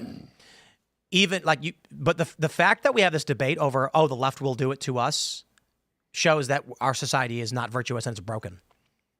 We should be able to say we don't want crazies to have a gun and have to worry about it. All right, let's go. Cup of Soothe says both your be gay and don't be gay boards violate Minnesota conversion therapy laws. That's awesome. Can we put that in the disclaimer? Cannot ship to Minnesota. Yeah. We're allowed to sell it. It's free speech. Real. All right, what do we have here? Our sergeant says, how do we not classify transgenderism as a form of schizophrenia? I mean, these people are literally unable to mentally accept their own physical reality and are permanently mutilating themselves. I think it's an interesting argument, actually. If you believe you're a different biological sex, then you have a distorted view of reality. That's an interesting argument. Well, the Tavistock clinic in the UK, the sort of infamous trans clinic, did a study of their own patients. There's lots of other studies on this as well, but they found that gender dysphoria is often a subcomorbidity, like a symptom of other related mental disorders. So it's an offshoot of having other things wrong with you. Interesting. Well, I think that's why we see in the data people who are diagnosed with gender dysphoric who go on to get sex changes do not that happiness does not improve. Right. Because something else was causing the issue. And usually what we hear is like, especially for teenagers, they're depressed over an issue, but told the solution is going to be a sex change, but it's not the solution to the issue. Because desistance rates are between like 60 and 90% if you just do nothing. Yep. And with suicide rates between 30 and 40%, that means by doing something, you are more likely to cause a suicide than by doing nothing. Yeah, and detransition rates within the Tavistock Clinic were up to 30% anyway. Wow. All right, here we go. Millennial Mama says, please keep my 39-year-old brother Ryan in your thoughts and prayers. He's a Navy veteran who stays active, and today he had chest pain, went to the ER and found out he has a blood clot in his lung. Yikes. Blimey, poor guy. Yeah, hope everything works out.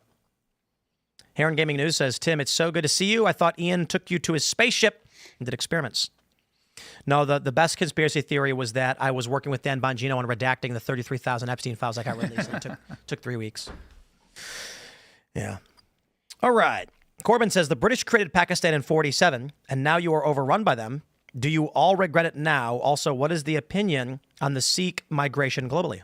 Okay, so the British Empire was fantastic for everyone else and terrible for Britain in retrospect. Like, it was a giant charitable enterprise preventing bride burning and slavery, but we ended up with Pakistanis running our home office and our politics. So, yeah, terrible idea.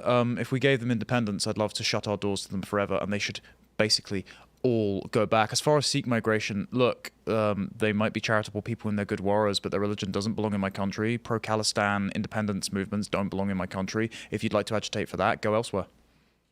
Based. Indeed. What do we got here?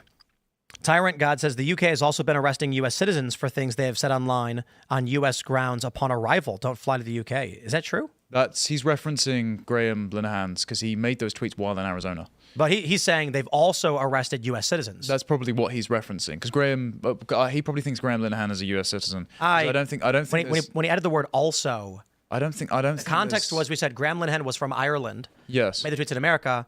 The super chat says they've also been arresting U.S. citizens. He might have put citizens when he meant the fact that Graham Linehan has like a visa to stay in the U.S. as considering he's working, because I've never heard of a case of that. I've never heard of a case of a U.S. citizen arrested for something they've said online in Britain.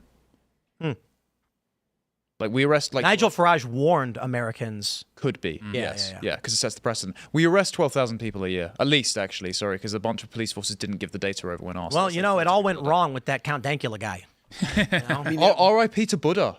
The dog died. Oh, really? Yeah, the dog died. Yeah, he was an old guy. His when Count made the BLM one, it's a much better video. It's great. Yeah. Because I love it when he's like, the music starts playing. It's like, it's the Labor Party. Oh, no, I got to hide some books. And then he finds the Torah. Yeah. Yeah, the Quran. Oh, they're going to be fine with that one, actually. Yeah, he puts it back.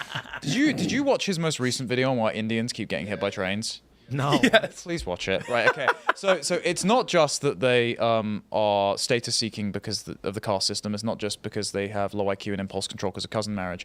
There is the word juggernaut comes from the Jagannath, which is a giant statue of a Hindu god on wheels. They've been building this like once a year. It's the only time that the untouchables would ever get to see their gods. And because they believe that their karma was quite low, they would often throw themselves and their children under the wheels. So there might be something in the Indian ethno-memory that just goes, oh, giant death machine. Oh, wait, their karma was low? Yeah, because they're untouchables. So if they make a sacrifice of themselves to a giant statue of their god, they'll be reincarnated into a better caste in the next life. Oh. There's a New York Times article that's documenting him like seeing women just throw themselves under the wheels and getting mushed. What? In like the 19th century. Yeah. Jeez. Yeah, there's like an absurd amount of them getting hit by trains. Like they film themselves. Like, Yeah, there's a trend called kilfies. Yeah, there's just like Indian guys like smiling as a locomotive's just speeding towards them. It's insane. Taylor Lorenz's ex-wife says, very disappointed in Trump admin for the news today. HRT and medicalization alone is not a good reason to ban gun ownership. I don't mean anyone any harm. I'm professionally managed, working towards fixing my dysphoria and happy with the new me. That sounds like standpoint epistemology for me. Yeah. Yeah, sorry. I got to be honest. Like my attitude on guns is largely, you cannot track any, and like, there's no way to create a comprehensive system that will stop bad people from having guns. The idea that we're going to be like mentally ill people shouldn't have guns. It's like, we'll try to keep dangerous people from having guns for the most part, but The reality is you can't. The only thing you can do is have a society that has guns itself and can stop bad people before they are. I mean, look, pre-crime doesn't work, right? Like, I mean, the idea that you can prevent crime or you can prevent people from carrying out crimes. I mean, you can do things that'll deter it, but you're not going to be able to say you're going to commit a crime, so we're going to imprison you or take away your rights because we believe we can see the future. You have laws and you have a justice system to punish people that have committed crimes, but if you're going to live in a free society, it's really hard to say we believe you're going to commit a crime. We believe we can see the future. You're going to commit a crime, so we're going to take away certain rights from you. But just in the same way that you would not, in a sane society, allow a heroin addict dying on the street to keep taking heroin, you'd put them in a rehabilitation center. I don't think you should. We're clearly not a sane society. Yeah, I'm saying in moving towards being prescriptive. Don't sell guns to confused transsexuals. Have empathy for their plight, like the super chatter that's called in, but I don't think you should have a firearm. Doc Flamingo says, all hail His Majesty Sargon I and his Prime Minister Tommy Robinson. Long live. So Robinson, I don't think would ever be a government minister, but I think a healthy society would actually be to give him some sort of commendation to acknowledge the tiresome work he's done on the grooming gangs. But would Carl be the king? Would he accept that? I think it would require too much time away from painting Warhammer miniatures. Bravo. He wouldn't have a choice. You know? Yeah, you don't get when to the calling your happens. Birthright. Your birthright's your birthright. Yeah. The House of Benjamin. I don't think we know who the next Cromwell's going to be yet, but they will emerge eventually. I mean, Charles is an old guy, right? Like, he's very old. Yeah, he's like 70s. mid-70s. Yeah, he's not very well. He's had prostate cancer, and yeah, he's if you can get lots of videos of him reading Quran verses. Wow. Yeah, he's an Arabist. So He also gave Canada back to the indigenous. Oh, the land acknowledgement thing? Yeah. Like a Thursday afternoon. When the king comes and says this land doesn't belong to us and we're illegally occupying it. His title is Defender of the Faith, isn't it? Faiths. Oh, is it faiths? Is it changed? He wanted to say it's coronation faiths, and he keeps bringing loads of imams to palace property. They hosted an. But historically, it's meant the to be. Defender of the Faith. Yeah, it's meant to be. Yeah. We're going to go to the Uncensored Show and learn about the plight of the Aboriginals in Australia and figure out why they're sleeping in the middle of the streets and things like this. So smash the like button, share the show with everyone you know, and head over to rumble.com/Timcast IRL for the uncensored portion of the show, which will be up in about 30 or so seconds. You can follow me on X and Instagram at Timcast. Connor, do you want to shout anything out? Yes, Connor Tomlinson on YouTube, where you can catch Tomlinson Talks at 7 p.m. UK time every Thursday. Also, I write for outlets like Courage Media and The Critic, and you can find all of my links, content, and complaints about migration in the UK at Con_Tomlinson on X. Yeah, you can follow me on Instagram and X at Real Tate Brown, and watch today's segment on the Culture War. Interviewed the legend Viva Fry. It was a great interview. Check that out. I am Phil That Remains on Twix. The band is All That Remains. You can follow the band on Apple Music, Amazon Music, Pandora, Spotify, YouTube, and Deezer. Don't forget the left lane is for crime. We'll see you all over at rumble.com/Timcast IRL. Thanks for hanging out.